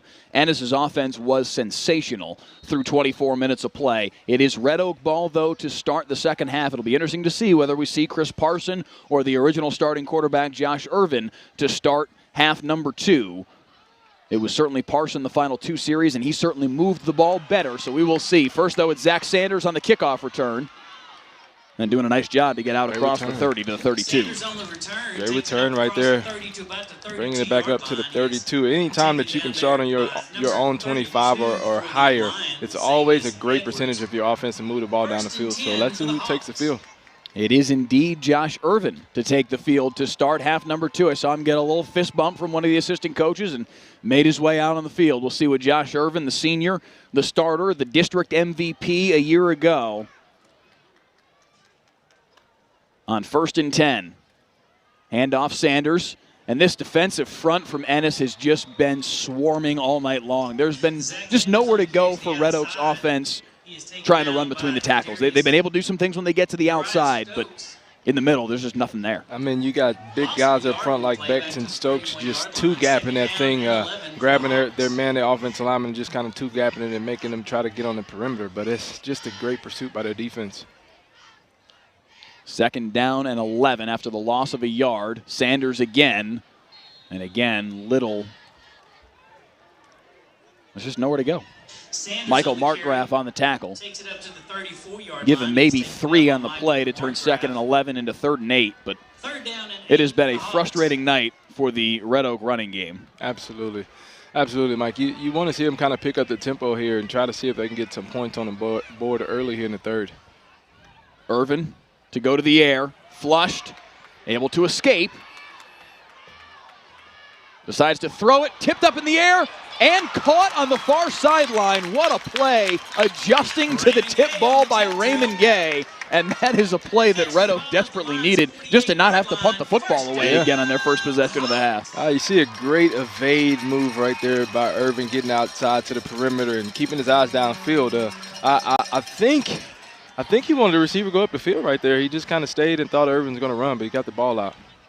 And Raymond Gay making the adjustment and making the grab. Now Sanders on the carry, down to the 45, give him 3 on the play. Sanders on the carry, gain of about 3 yards to the 45-yard line. And this will be a storyline that is interesting to watch, frankly, throughout the season for this Red Oak offense. Certainly early on in the season, as new head coach Michael Quintero decides what to do at the quarterback position. Josh Irvin came out for the first 2 series in the football game. Red Oak was 3 and out on each of those series and had to punt the ball away. Chris Parson, the sophomore transfer from Duncanville, came out on the field. Now Irvin going deep, and there's only white jerseys back there, and it's intercepted. The receiver kind of checked up short on the route, picked off by Ennis and Stephen Townsend, and he's trying to follow blockers to the right sideline, finally taken down at the 29-yard line. But about the worst possible start for the Red Oak offense. They were able to get the 1 first down, but just a miscommunication here. You see the ball sail over top of 2 Red Oak receivers. Yeah, I believe Irvin just thought that the Kelsey was just going to kind of keep going vertical up the field, but some kind of miscommunication right there, just letting the ball hang up in the air. But you cannot start off the second half like that. You absolutely cannot. You got to put some points on the board. I'm interested to see kind of how Red Oak defense is going to respond to that, having to get on the field so early. So the interception from Townsend, and here comes Colin Drake once again. Little tunnel screen on the near side for Leyland Spencer. Wrapped up in the middle of the field, but not before he picked up 7 or 8. Nice little screen play right there to Mr. ATM himself. Trying to get the ball to him earlier in this second half. Trying to get up the field right there. But such a great finish and pursuit right there to the screen play by the defense. Got John Mathis making that big tackle right there. Second down and 2 at the line, 38-yard line. 5 wide receiver set now for Drake. 3 to the top, 2 to the bottom. Looking deep left side. He's got Leyland Spencer again, but well defended.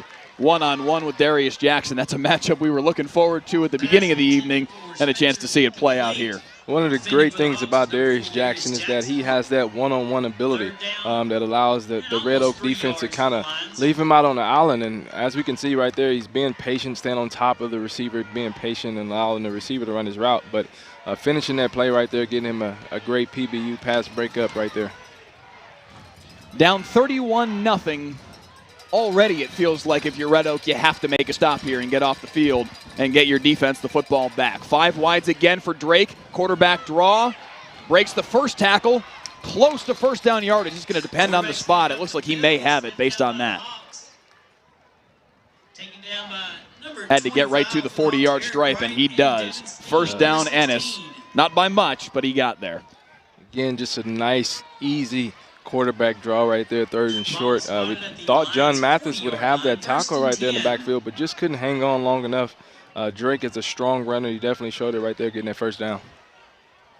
1st and 10, Ennis ball right at the 40-yard line, and they again go with this 5 wide set. This is now 3 consecutive downs. They've gone with the empty set. Swinging out on the right-hand side. Complete a first down and then some, breaking some tackles and getting into Red Oak territory is, I believe that's Jace Berry. Yes, it is. Jace Berry with a big play, and he's into Hawk territory. Got a nice little speed out right there to the sideline. You see Jace Berry just break between 2 tackles, running through another one, getting down the sideline.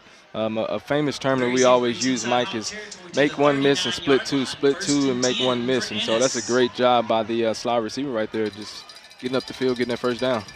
Barry, only a sophomore, also one of their backup quarterbacks, but showing that he can make some plays in space as well. Now they swing it out on the right-hand side for Skyland Simmons, and he twists his way for 7 more. Skyland Simmons on the reception. He is taken down by John Mathis. Getting the big man some love on the screenplay right there. Getting up the field, making it second and short. This, again, Mike, just coming out in the second half, Ennis offense is just efficient, just moving down the field, very rhythm-like. The guys seem comfortable, and they just spreading the ball around to everybody. 2nd and 2 now for Colin Drake. Pressure in his face, able to evade it, and he's outside the pocket, and he's off to the races again, and he's inside the 20, lowers his shoulder to the 12. Colin Drake has been the story of this drive for the Ennis Lions, and it's 1st and 10 again. Recognizing that pressure coming right there up the middle, evading out to the perimeter, getting up the sideline. Any other QB would get out of bounds, but there's something different about Drake right here, lowering the boom right there on Craddock. He's not afraid. He's a senior QB leading his offense. Red Oak is the offense that averaged 53 points a game last year. Ennis looks like that team so far tonight, looking to go in for 7 more. Looking up top, end zone, Simmons just a bit too tall. Great spot, great throw right there by Drake. Just got to have Simmons to come down with that catch, getting it up to the big man, 6'4". Great matchup, great eyes, great vision right there by the QB. Just got to finish that catch. Trying to go up over top of Nas Newhouse, but just couldn't quite hang on. 2nd and 10 now. This entire drive down the field, Ennis has gone with this 5 wide receiver set, 3 now to the bottom of the formation.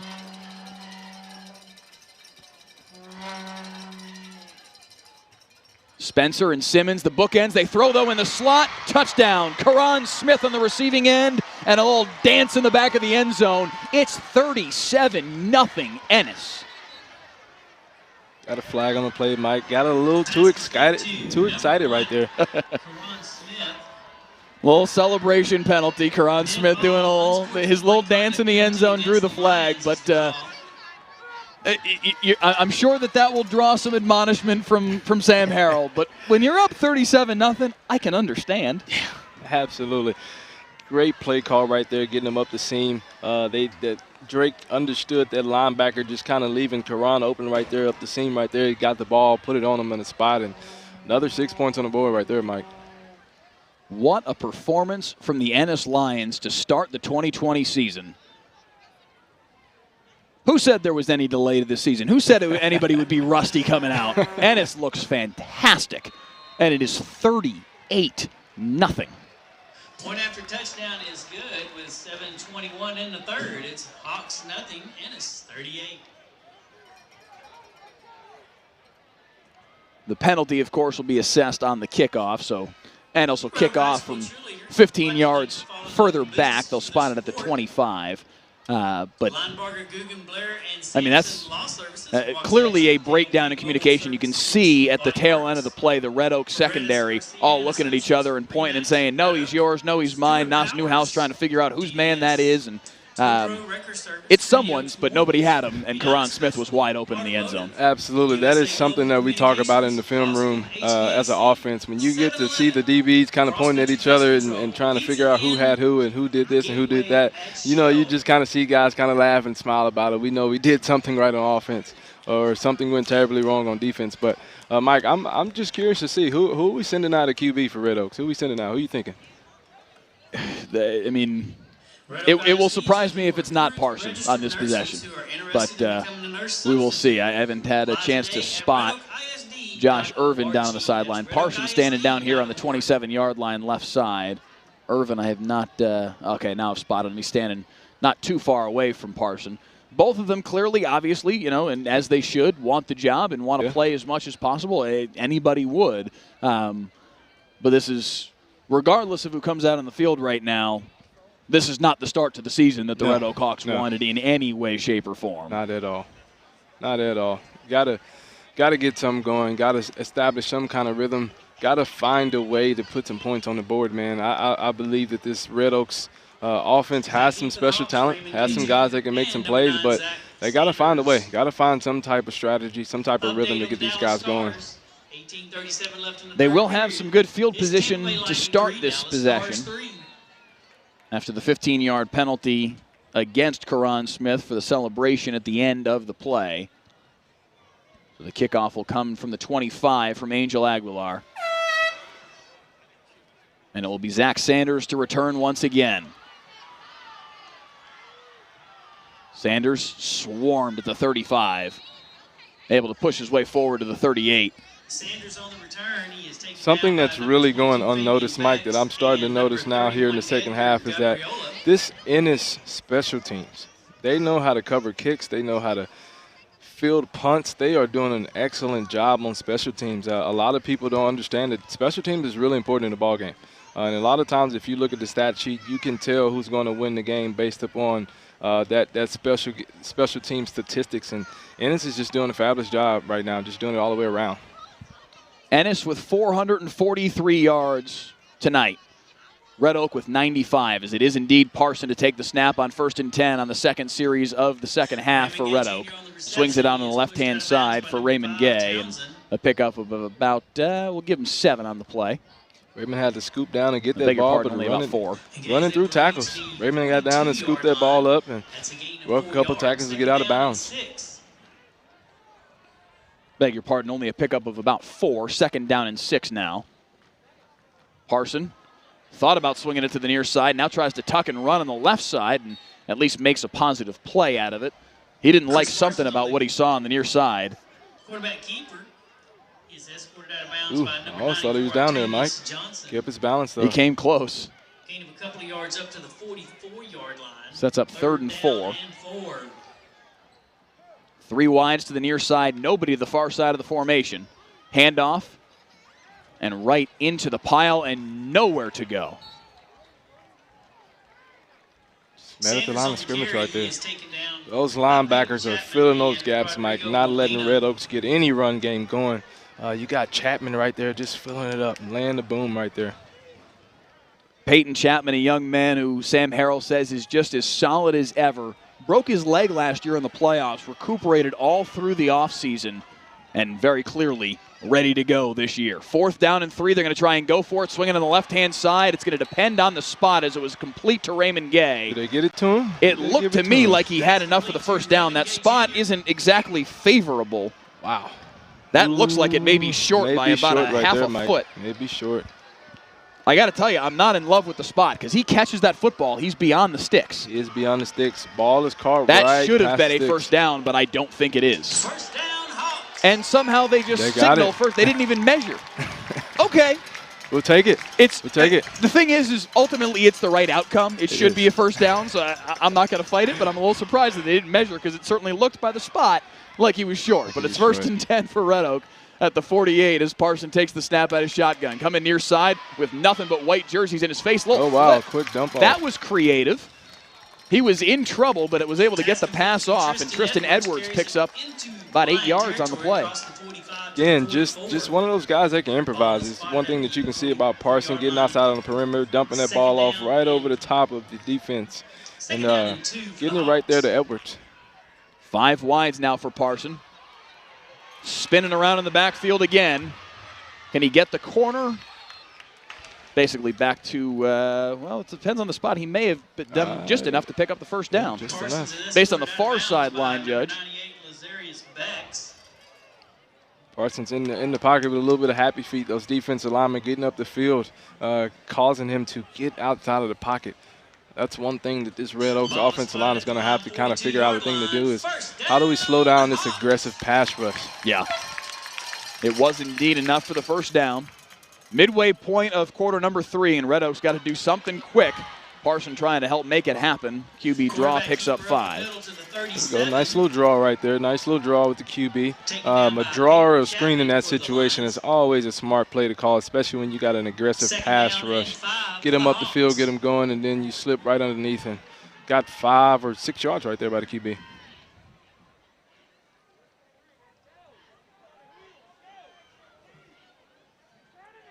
Well, Kelsey Johnson motions into the formation. 2nd down and 5. Handoff. Sanders diving forward. Give him 4. Sanders on the carry, taken down by That's about Chapman. all that's been there, though, And tonight. number 34, Trying to run between the tackles for Red Oak. That's about as good as they've been able to do most of the night. Absolutely. Got to keep establishing that run game, though, so they can pop it over top for one. Quick back to the line. They hand to Sanders again. Again, he leaps forward, and that'll be just enough for the first down, a pickup of 2, and it's 1st and 10 to the 31. I wouldn't be surprised if we get a shot to the end zone right here. First down, inside the 35, inching up on that red zone line mark, and I wouldn't be surprised if we get a shot right here, Mike. And I'll tell you what, if you're Red Oak, you can't just keep running the football and letting clock bleed off when you're down 38-0. You got to do something with some urgency. Maybe this is your moment right here. Parson deep over the middle. Nice catch over the middle by Raymond Gay. Breaking away across inside the 10 and down to the 6-yard line. There we go. There we go. Just as expected, first down inside the 35. Red Oaks is taking a shot. Here they go. They're lining up fast, trying to get that up-tempo offense going. Ennis with defenders racing off the field. Flags on the play. Parson trying to hop his way into the end zone, but they stop the play.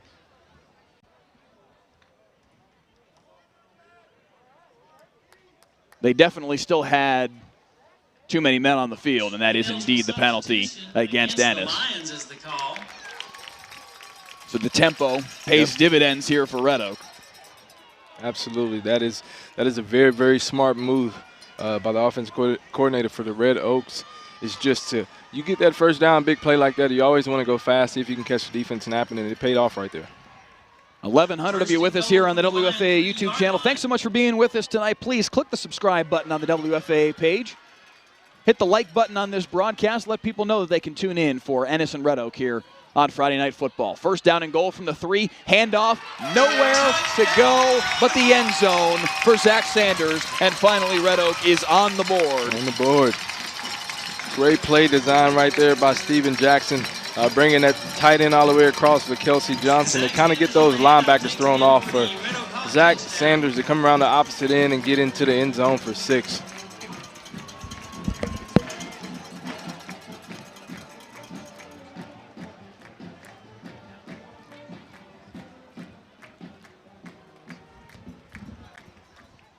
So 38-6, perhaps a little bit of life. Flag here prior to the PAT. And now an illegal substitution against Red Oak, and there are some fireworks back behind the far side fans. I'm not sure if that is at all affiliated with the game or not. It seemed like it was a little far off in the distance. Maybe somebody's just lighting off fireworks on Friday night. I'm not sure, but at least something for Red Oak to build on here. Yep. Maybe too little, too late. We'll see if they're going to need a flurry to be able to make this interesting. But finally, a touchdown. It is 38-7. Touchdown. And Red Oak another point on the board with 3:45. It's Hawks 7 and it's 38.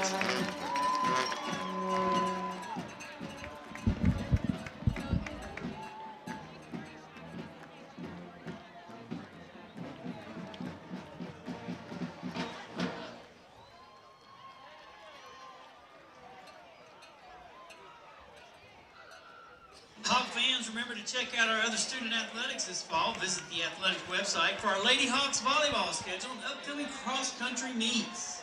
Good luck to all our Red Oak ISD student athletes.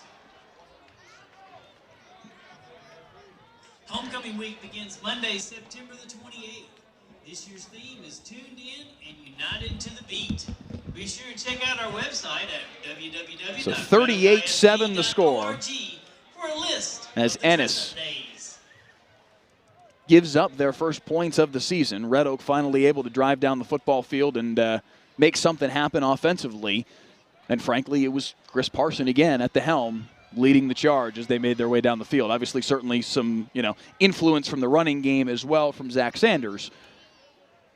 But if we're being frank, so far tonight, the offense has looked better for Red Oak when Chris Parson's been on the field.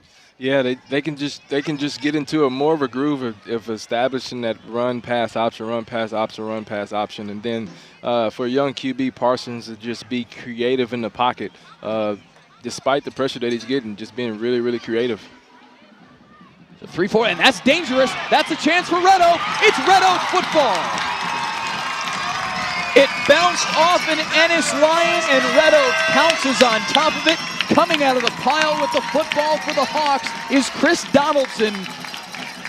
It's 38-7. I don't want to get ahead of ourselves here, but that is the kind of thing that Red Oak needs to have happen if they're going to have any chance in this football game. A short kickoff that bounces off the hands of Ennis's Karan Smith. And Chris Donaldson pounces on top of it, and it's 1st and 10 Red Oak at the 20-yard line. Special teams play right there. You gotta have a special team play right there. You absolutely have to, and that's a great job by Red Oaks of dialing that one up. But you saw a little bit of miscommunication between Jace Berry and Karan Smith, and just trying to figure out, well, I got it or do you have it? I got it or you have it. And, last minute, Karan made the decision to come up and get it. I think he just kind of misjudged it just a little bit, but a great job of Red Oaks of jumping on the ball right there. So 1st and 10 for the Hawks, and back comes Chris Parson. Starting off in the red zone right here. It's a huge series right here, Mike. Let's see if they can put more points on the board. 4 wides. They're 2-by-2 to the left and right. And Parsons going to keep it himself off the read option. Inside the 15. Parson inside the 10. Spinning his way inside the 5. Dives through the pylon. Did they give it to him? It's real close. It's really close. Really close. They're going to say he's short. It looks like the near side line judge was raising his hands at the 2-yard line. I don't know. I want to see that again. When he dove for the pylon, unless he stepped on the sideline, which I'm not sure he did, this was a heck of a play from Chris Parson. Spinning, diving. Oh, man, I don't know. Just short. That to me, I mean, he got to the pylon. He did. Oh, man. Anyway, wow. 1st and goal from the 2. No replay in high school football unless it's the state championship game. Sanders with the handoff. Nice great move. Great what move. a move by Zach Sanders. And Red Oaks got a little bit of life here late in the 3rd quarter. It's 38-13. Here we go. Great patience right there by Zach Sanders, getting behind his big guys up front and just making a great move right there. A little hesitation hop to the left and getting on in the end zone for another 6 points. That's just an testament of his great vision. He's one of those guys, and Coach calls him the finisher. He definitely finished that run right in the end zone with his great vision behind the big guys up front. 14 points for the Red Oak Hawks in 21 seconds.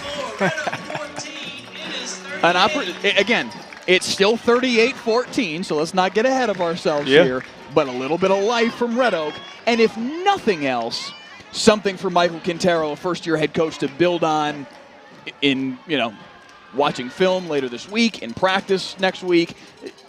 There's something there now. It's finally kind of breaking the seal on the season, if you will, for the Red Oak Hawks. Even if they're not able to make some miraculous comeback tonight, it's something to kind of get the good vibes going for a team that is supposed to be very good this year. Absolutely. The way that they've started out this second half, you hear coaches say all the time, it's not how you start, it's how you finish.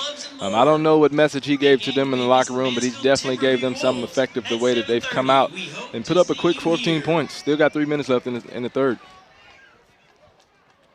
So 38-14 now, and we'll see what happens on this kickoff. You have to imagine, anyway, that kickoff from Red Oaks to Dakota Santos, a little bit more of a, popped up in the air and shorter for sure. Yep. You have to imagine that was intentional to try and create a little bit of, confusion and uncertainty in the Ennis return game, and it worked. Why not try it again?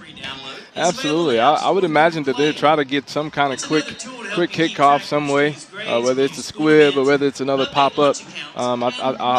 Looks like Ennis is making an adjustment to it. They have brought their return men forward. Mr. ATM down there inside the 20, inside the 25, waiting on that good pop-up. Onside kick. Onside kick right here. Oh my goodness, very just nearly missed it. Grabbed, and again it was Chris Donaldson. The ball was in his grasp. I love the call for Michael Quintero. And a very well-executed onside kick from Dakota Santos. And look at Chris Donaldson. That close to stealing another possession was Red Oak. Wow.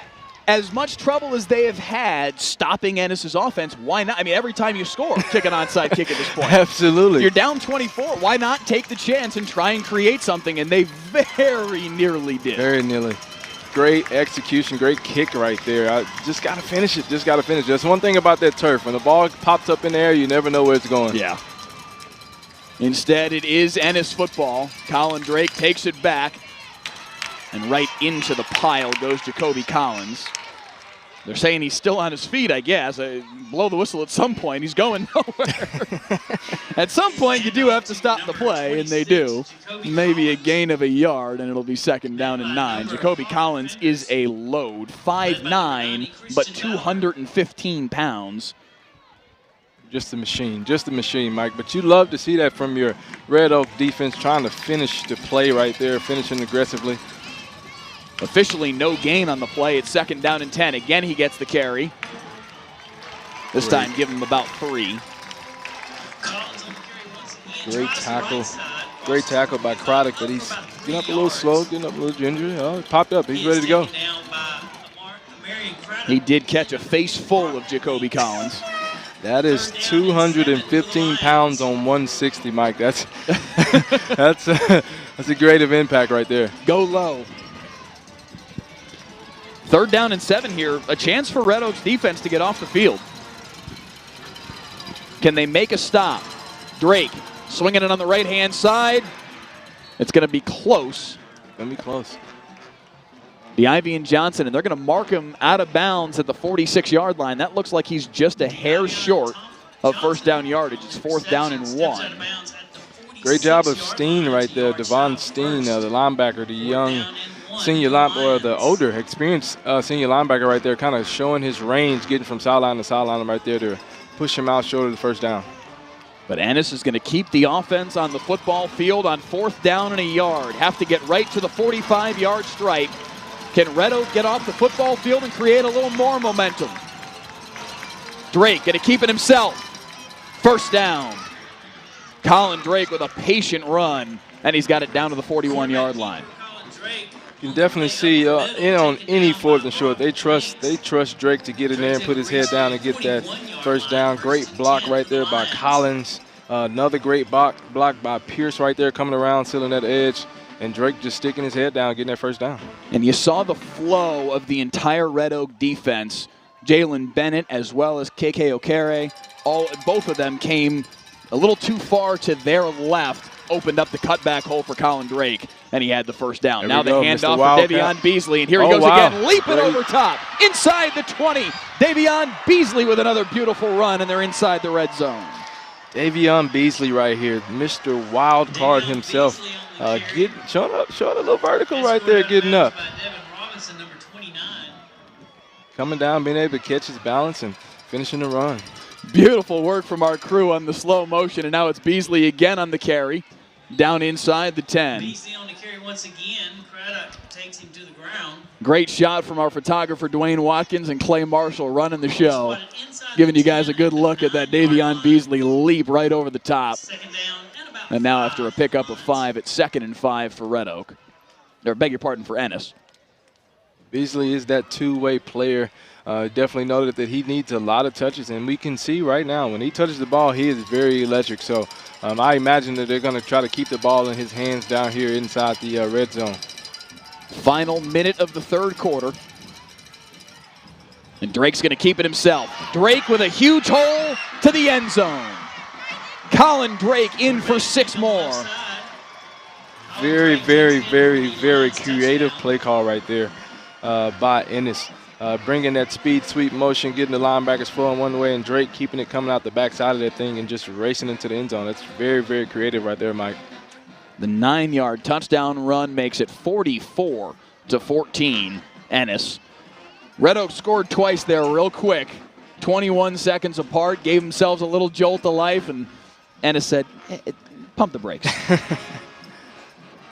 Great job. Colin Drake finishing it off. The extra point is good, and it is 45-14, Ennis. The 31-point halftime lead reestablished. Ennis's offense is a problem. Absolutely. They like playing fast. They like staying in rhythm. One thing that I have noticed about Ennis is that whenever they can get Drake going on a couple of QB runs, that just opens up the entire offense for everybody else to get some touches and get explosive and kind of get creative with the play calls right there. Taking a look ahead on Ennis's schedule. Texas State Technical College. Fossil Ridge, Keller Fossil Ridge on Thursday night, 6 days from now. And then 2 weeks from tonight, they have their big rivalry matchup against Waxahachie. That game is always fun. It doesn't matter how good or bad Ennis or Waxahachie is. Obviously, Ennis is fantastic this year. Waxahachie the last couple of seasons hasn't been quite as consistent, but it doesn't matter in that game. Greenville after that, and then they open up district play. Sulphur Springs, North Forney, who won a big game last night. Big upset win for North Forney against Frisco Lone Star, the number 2 team in the state in 5A Division I, and they knocked them off 34-31 last night. So North Forney certainly out there waiting for Ennis. That'll be a big matchup. That may be the game that frankly decides who wins that district. Yeah. But there are some good teams, in that district as well. The rest of their schedule: Crandall, Forney, Royce City, and Corsicana. So certainly some teams still, left on the backside of the schedule that can challenge Ennis as well. But that's the big game, at least as far as I can see, outside of the rivalry game with Waxahachie for Ennis, is that North Forney game. That could be a big barometer game for both of those two teams. But Ennis looking every bit of the number 1 team in the state in 5A Division II right now. 45 seconds to play, third quarter. Strong kickoff drive. Zach Sanders all the way back to his own 2-yard line. Nice move to evade the first tackler, but slung down at the 22.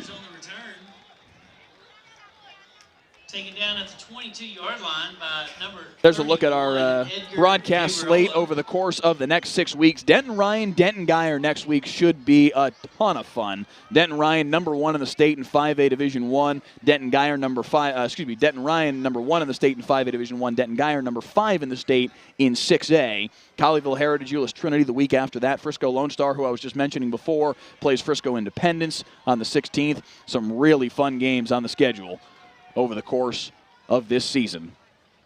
We're looking forward to every one of those, I can guarantee. Absolutely. 1st and 10, here comes Parson again. And we may have seen a shift tonight within this Red Oak program. Josh Irvin has been the starter for this program and has done a lot of really good things for this team and deserves a ton of credit for the season he had a year ago.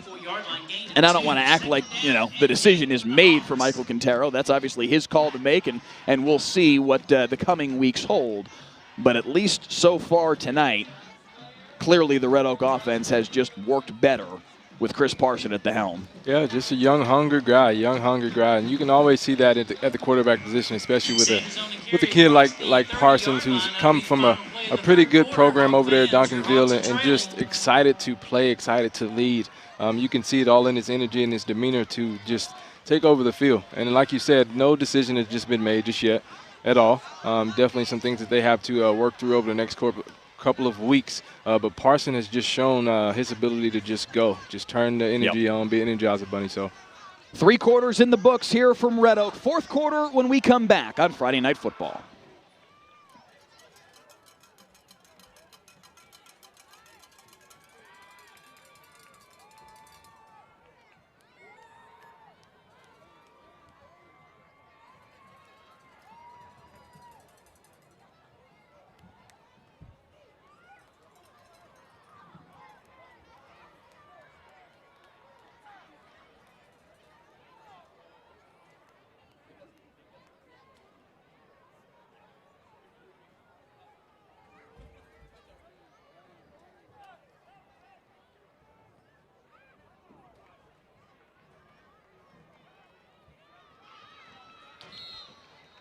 Back on Friday Night Football, 4th quarter ready to get underway, and Chris Parson out on the football field for 3rd down and 2. Red Oak down 45-14 here on their home field as both teams, Ennis and Red Oak, open their season. He's driven back. He may have had the first down and then lost it as he backtracked, and he was pushed out of bounds back inside his own 30. I can't imagine they're going to be able to give him, right around here, forward momentum had him. You can see the line judges got him with 1st down yardage. Yep. It's going to depend on how they decide to spot this. I think they marked him just short here, Mike. Another referee.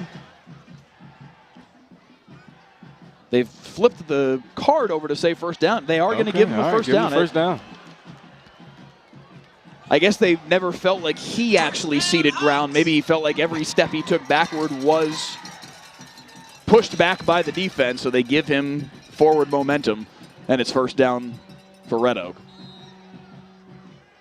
Down 31 at this point. It's just about academic. I mean, we've seen crazier things for sure, but Red Oak needs basically everything to go their way over these final 11 minutes and 52 seconds. Parsons stepping forward and into traffic, and he's taken down for the sack. Again, Mike, they're going to have to find a way. When they're spread out with 5 wides like that, they're going to have to find a way to create a cleaner pocket for young Parsons right there. He's got a little happy feet. The defensive line is getting a lot of penetration. They're going to have to find a way to slow it down somehow. Jarvion Williams, the senior, 6'3", 210 pounds, just an outstanding defensive end. And creating pressure there. And Chris Parson taken down for a loss of 6 at 2nd and 16. 3 wides now. Swing it near side. And what a defensive play, but he couldn't finish the tackle and breaking away. Breaking away across the 40-yard line, across midfield. What a play to break the first tackle by Tristan Edwards. And he's into Ennis territory. I mean, at first, this looks like a sensational play from the Red Oak defender, Davion Beasley. But he breaks the tackle, and look at Tristan Edwards go. As you guys can see right there, coming into play again, make one miss and split 2. Edwards did a great job right there, making the first defender miss and splitting the next 2. And then showing that speed, getting up the sideline. But we got a little laundry out on the field there. We do indeed, back at the 37-yard line. Also an Ennis defender down on the field on the opposite side. See what our referee has to say here. But just based on the backward momentum of everyone on the field, very clearly it will come against Red Oak. And they'll bring it back. I believe they just signaled personal foul against Red Oak. Reginald Osborne, our referee tonight, giving us that signal. I didn't see what would have created that penalty, but very clearly it's all coming back as they're going to spot the ball at the 22-yard line. That was Sterling down, the Ennis defensive player down. It seems like he's making his way off the field on his own power. Got a little ginger to him, but on that last play, Parson kind of took a shot at the end of that throw there. Penalty against the Hawks. Spot foul will take them back to the 22-yard line. They'll stop play here for a moment as Jacoby Sterling still making his way off the field. 2nd down and 20 for the Hawks. They never identified who the personal foul was on, other than that it was against Red Oak. So it brings it all the way back to the 22-yard line, and now 2nd down and 20 for Red Oak.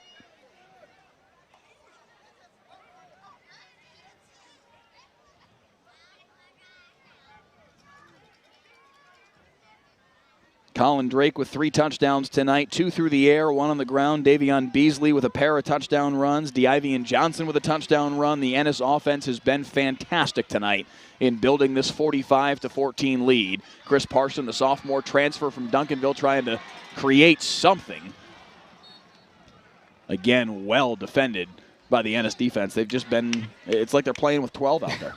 Absolutely, but I like this little hesitation step back move right there by young Parsons. I mean, you don't see that often from a young QB, just kind of being comfortable enough to make that throw. But that's a great job of getting that ball out and kind of saving himself. But still, 3rd and long just wasn't enough. 2 minutes gone by, 4th quarter, 3rd down and 16 for Parsons. Williams flushing him. He's able to get away, flings it downfield, but too tall. And over the head of Tristan Edwards. Now a flag behind the play. Flag is down at the 49-yard line. Pass ball's incomplete across the middle.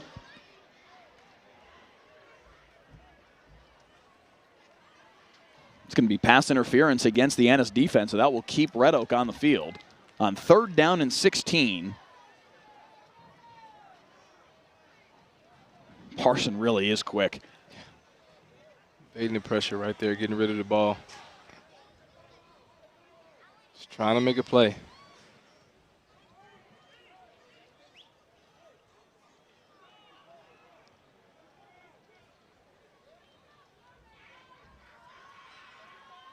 So they'll walk this off, and 3rd and 16 will become a fresh set of downs for the Red Oak offense. Wow. Walk it all the way out to the 41-yard line. The Lions is the call. Take the ball to the 41-yard line. Red Oak Hawks. First down. They haven't had much opportunity to say that here at Billy Goodloe Stadium tonight, so even if it's after a penalty, they're going to give a real good emphasis on Red Oak Hawk first down, as it is at the 41-yard line. And now here's the handoff for Sanders. Trying to get the corner. He's got it. Get on the edge right there. And that'll be enough for another first down. Taken out of bounds by the Ivy and Johnson.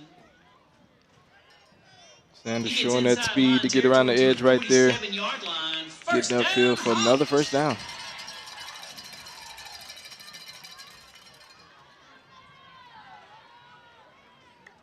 Into Ennis territory now. Sanders again. This is all of a sudden, finally, the Red Oak run game is working a little bit. It doesn't appear to me, just looking at who's on the field right now for Ennis, that they've started to cycle in backups. It looks like they've still got all their studs out there. Williams is out there. Michael Markgraf's out there. They've still got their main defensive front out on the football field, but Red Oak has just finally been able to create some push and create some holes here for Zach Sanders. Yeah, the defense has to respect young Chris Parsons' ability to get on the edge, and so these defensive ends are kind of in a sticky situation. They don't know whether to chase the running back or chase the quarterback coming around the edge, and so it's a great job of kind of moving the ball up the field. 2nd down and 7 now. Parson with 3 wides to the top of the formation. Pressure looking deep into the end zone into double coverage. Did he make the catch? Yes, he did. Oh, my goodness. What a Raymond catch Gay. by Raymond Gay. Touchdown, Red Oak. Wow. Wow, wow, wow, wow, wow. Lays out and gets the touchdown for the Hawks. Phenomenal catch right there. Phenomenal catch by Raymond Gay right there to stretch out and make that catch. Looks like he's kind of walking a little gingerly, but that's a phenomenal catch and throw right there. Throw and catch. And Chris Parsons' first touchdown pass as a Red Oak Hawk is a 32-yard ball up the seam to Raymond Gay Jr. Makes it 45-21 here with 9:01 to play in the 4th quarter. And that was a little glimpse of the future for the Red Oak football program right there. Absolutely. Gotta be very encouraging to see him make that throw like that off his back foot. Again, right here, Raymond just stretching out to make this play and getting the feet down right in the back of the end zone. Looks like maybe he had his knee down. Because I didn't even see a foot really touch the ground in the end zone, but I think his knee came down in the back of the end zone. We'll take another look here as we're waiting for the kickoff.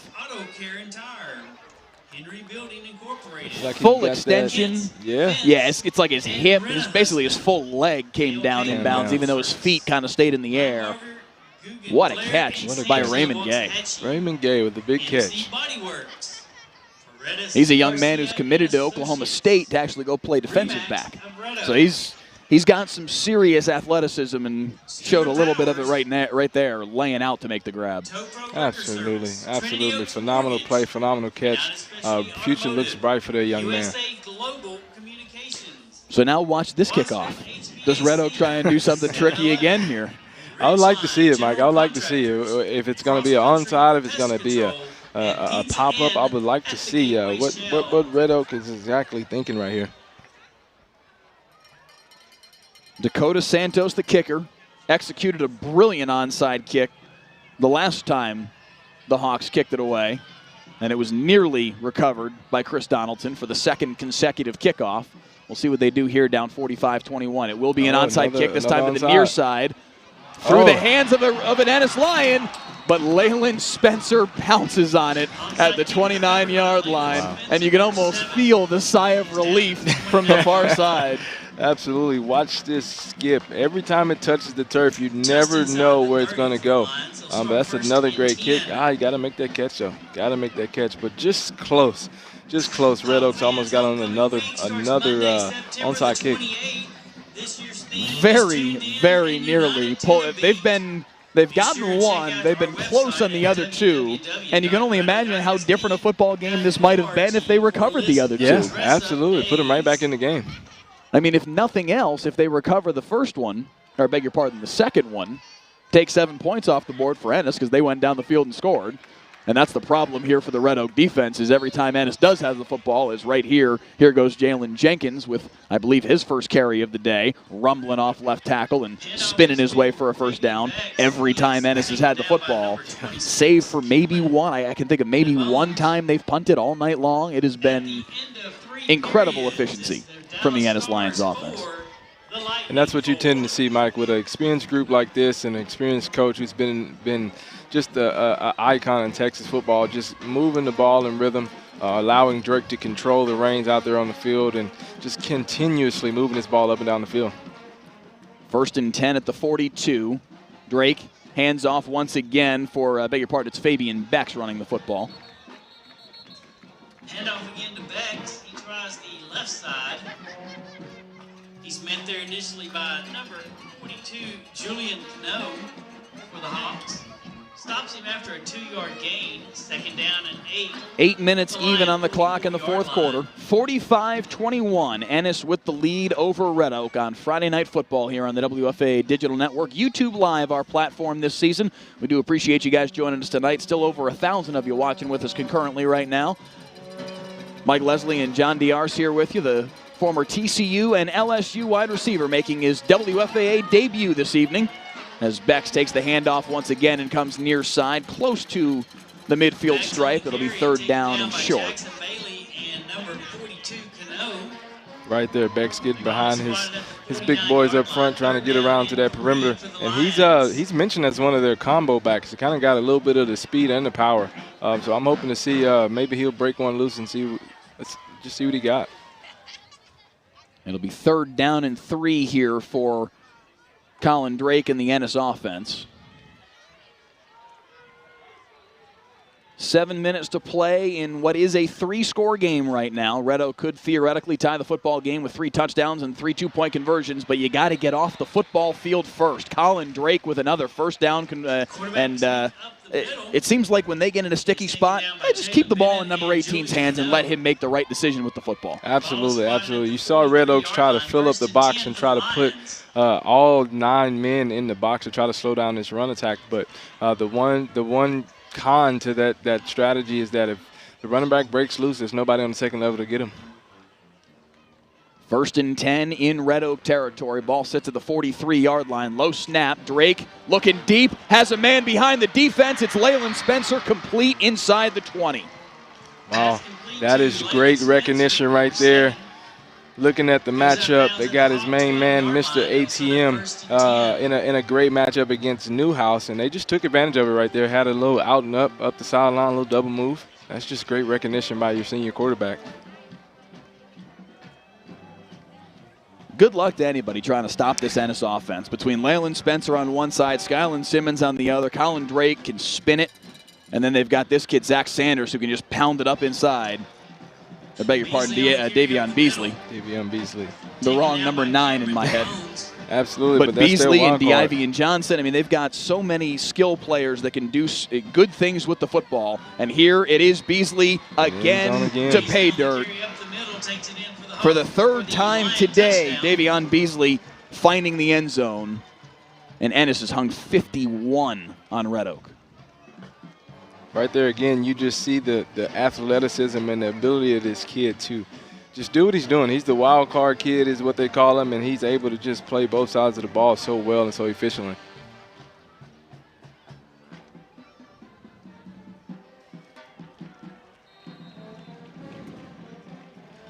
$50 burger for the Ennis Lions in the opener of the 2020 season. Very impressive. You got to feel good. You got to feel good if you're Ennis to just come out in the very first game after a long quarantine break.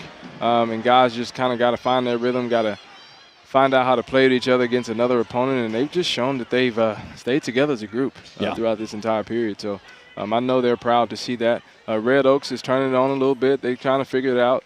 Young QB in there trying to see what he can do, and just kind of see, what this season kind of shapes out to be. Michael Quintero in his first year as the head coach at Red Oak. He was on the staff under Chris Ross, who he and Ross and their entire staff really kind of turned this Red Oak program around. They went 9-41 in the 5-year span prior to their arrival. But then in 2018, they went 9-2. Last year, 11-2, winning 2 playoff games for the first time since 2012 for this program. They have absolutely turned the corner. Tonight, certainly not their best display, but it is week 1 of a strange season. Yes. They're going to be a good football team this season. There's a reason why they were ranked preseason number 9 in the state. Next week, Mansfield Timberview, a good test. Copperas Cove after that, so they've got some good teams in their non-district. Then they get into district play starting on the 22nd of October. Mansfield Legacy, Richland, Colleyville Heritage, that's a good football team. Midlothian, Mansfield Summit, Birdville, Centennial. It's a tough district, but they are the team that is expected to win that district. They're a good football team, but tonight just a shaky start to the season, especially for their defense. Their offense has shown some flashes. We'll see perhaps another one of those flashes here as they take the football back. But the defense has got to shore some things up because Ennis has gone through them pretty easily tonight. Absolutely.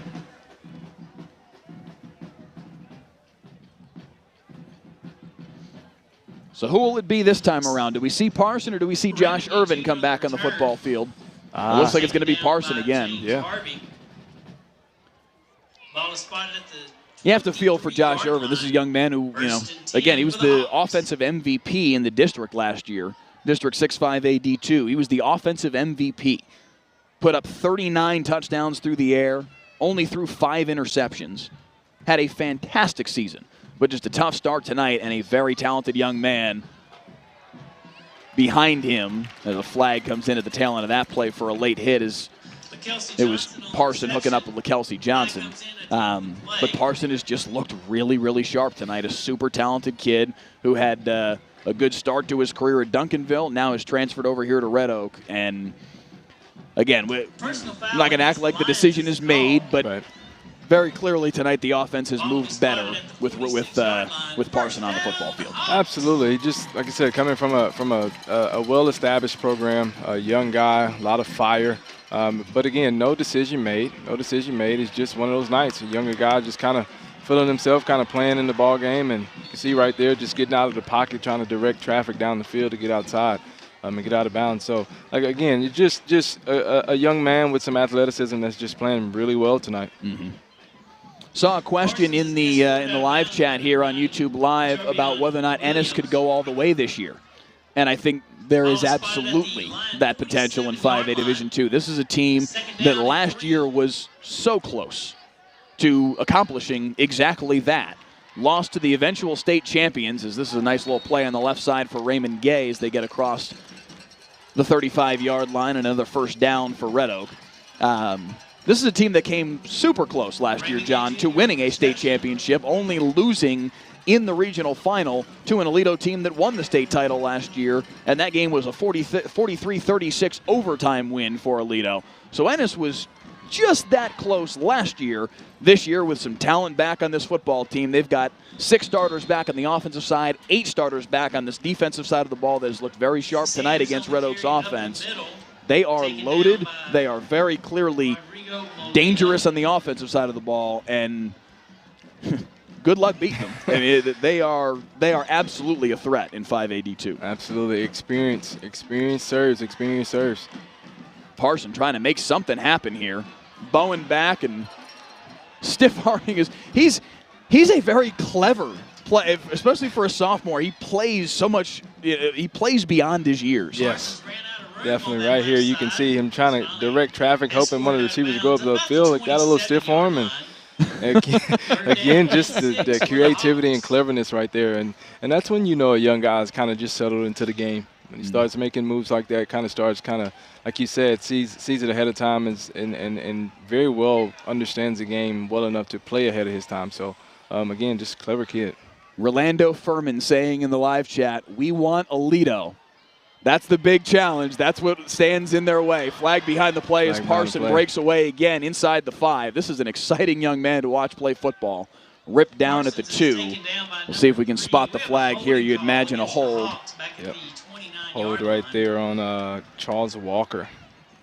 Certainly looked that way. So all of that will come back.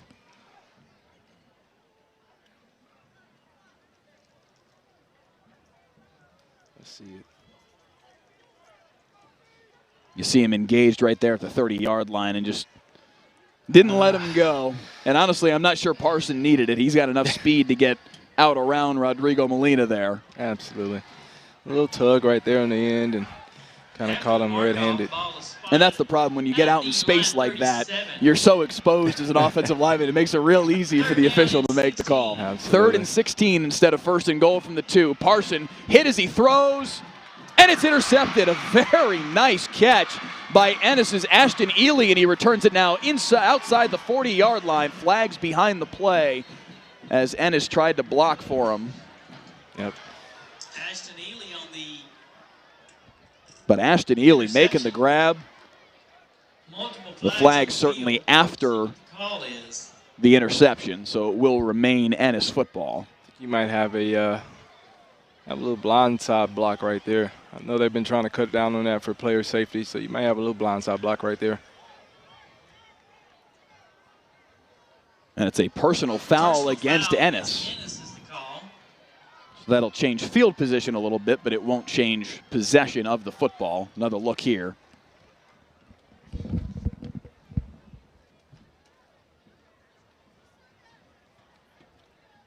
Ball is spotted at the 28-yard line after the mark-off.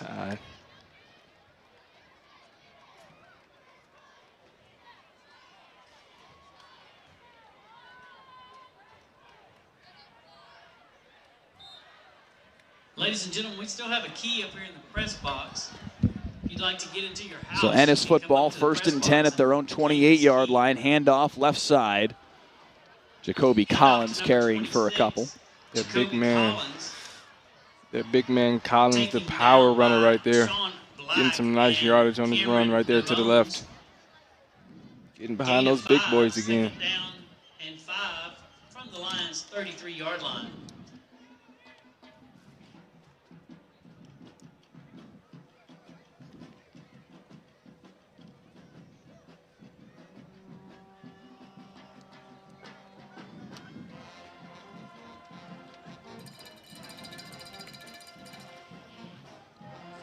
Second down and 5. Collins again getting upfield right there. Power runner. Look at him moving the pile right there. Moving the pile. First down. I do appreciate the assistance there for a moment. The battery on my headset went out. I couldn't hear a thing there for a couple plays, but we're back up and running now. And Collins with a nice carry here for 1st down yardage. And no surprise, Ennis has the football. The chains are moving. Their offense has just been a bear to deal with tonight for Red Oak. Absolutely, just prolific, and you can see that. Just an experienced group, again, coming back with an experienced quarterback, a quarterback that knows how to control the offense, direct the offense, and again, just moving the ball down the field. The big body of Jacoby Collins just wearing down this Red Oak defense now. Final 3 minutes of a very impressive season opener for the #1 team in the state in 5A Division II, the Ennis Lions, with 52 on the scoreboard.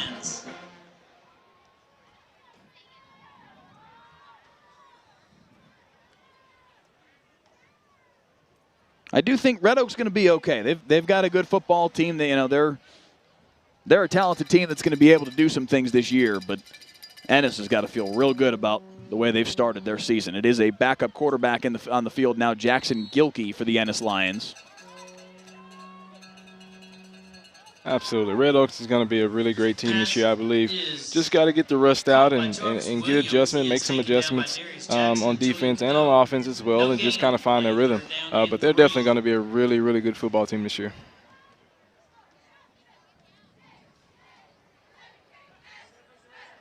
3rd down and 3 for sophomore backup quarterback Jackson Gilkey on the field for the first time today.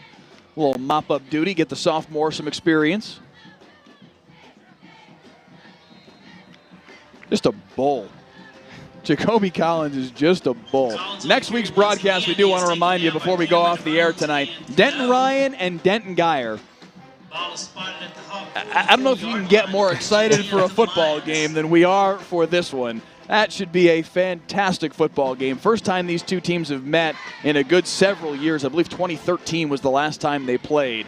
And they started up again 1 week from tonight, and it'll be right here on Friday Night Football on the WFAA YouTube channel. This time it's Fabian Beck spinning his way inside the 40-yard line. Collins on the carry, Sean Black, and Cano in on the tackle. Red Oak with all 3 timeouts, but obviously allowing the clock to run here as Ennis runs off this final few minutes.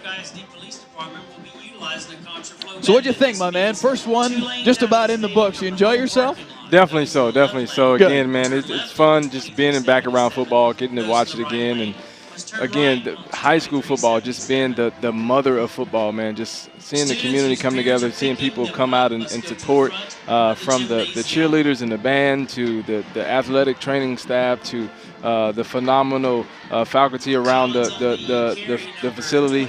Making sure that we keep our social distancing and the police and everybody just coming together again and getting around a great game of football. I mean, it's always good to just be in that environment. It's a wonderful thing to see football back all across. This is the first time in 46 weeks that all 6 classifications of high school football in the state of Texas are able to be on the field at the same time. It's a nice run here from Jacoby. I beg your pardon, it's Bex again, picking up the first down for Ennis, what may well be the final play of the game. But as you look at that upcoming broadcast schedule here on Friday Night Football, it's wonderful to have the sport back all across the state. But again, we have to do it the right way. Wear your mask, do your social distancing, handle this the right way so that we can come back and do it again next week. Because if we don't do it the right way, the game you were at tonight might be the last game you're at all season. So please, please do your part. Ennis did their part tonight. 52-21, a dominant performance from the #1 team in the state in 5A Division II, I should say. A fantastic performance. And the Ennis Lions begin the season 1-0 with a 31-point win.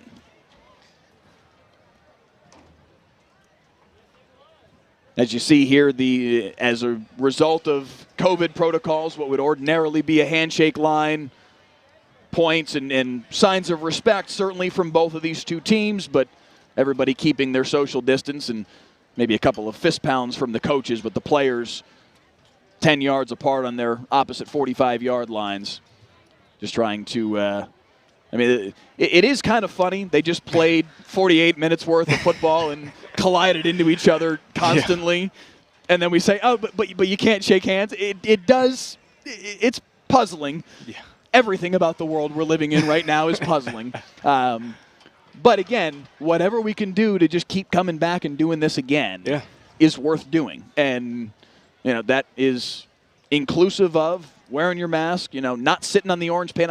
Maybe we can get a shot, Dwayne, of what they've done here at Red Oak of the bleachers. Can we just to kind of give you guys an idea of what they're trying to do? And we've seen this at a couple of different places. So don't sit on the orange is basically what they're telling everybody, so that they can mandate that social distancing and just try and keep everyone, obviously, 1, healthy, but 2, following the protocols so that we can come back and do this again next week. That's all anybody wants, is just kind of, to keep press and play on the high school football season. And we're at least 5 weeks in. We'll see how much farther we can push it. But it's been fun through the first 5 weeks for sure. Your takeaways from what Ennis was able to do tonight? Again, Mike, I mean, you just cannot argue with experience, and I think that trickles down from the coaching staff with Harold coming back all the way down to their senior quarterback and all the skill guys that they have. It's one thing to have talent, but there's another thing to have experience. And so I think Ennis did a great job of really excelling at that tonight. You can see that, you know, a lot of guys still have that same connection, same rhythm, same camaraderie. It don't look like they missed a step. But like you said, to finish last year by an inch, I've been a part of that in my high school career where you just fall short of the goal. And that entire offseason is something like you've never seen, the way the guys band together and work together and bring it together as a team to say, hey, this is our year. We got that close last year. I believe we can do it. And it starts with their senior quarterback. Colin Drake, just one great kid. He's an outstanding leader. He's been around the game of football his whole life, so he knows this thing like the back of his hand, and he showed that tonight. Mm-hmm.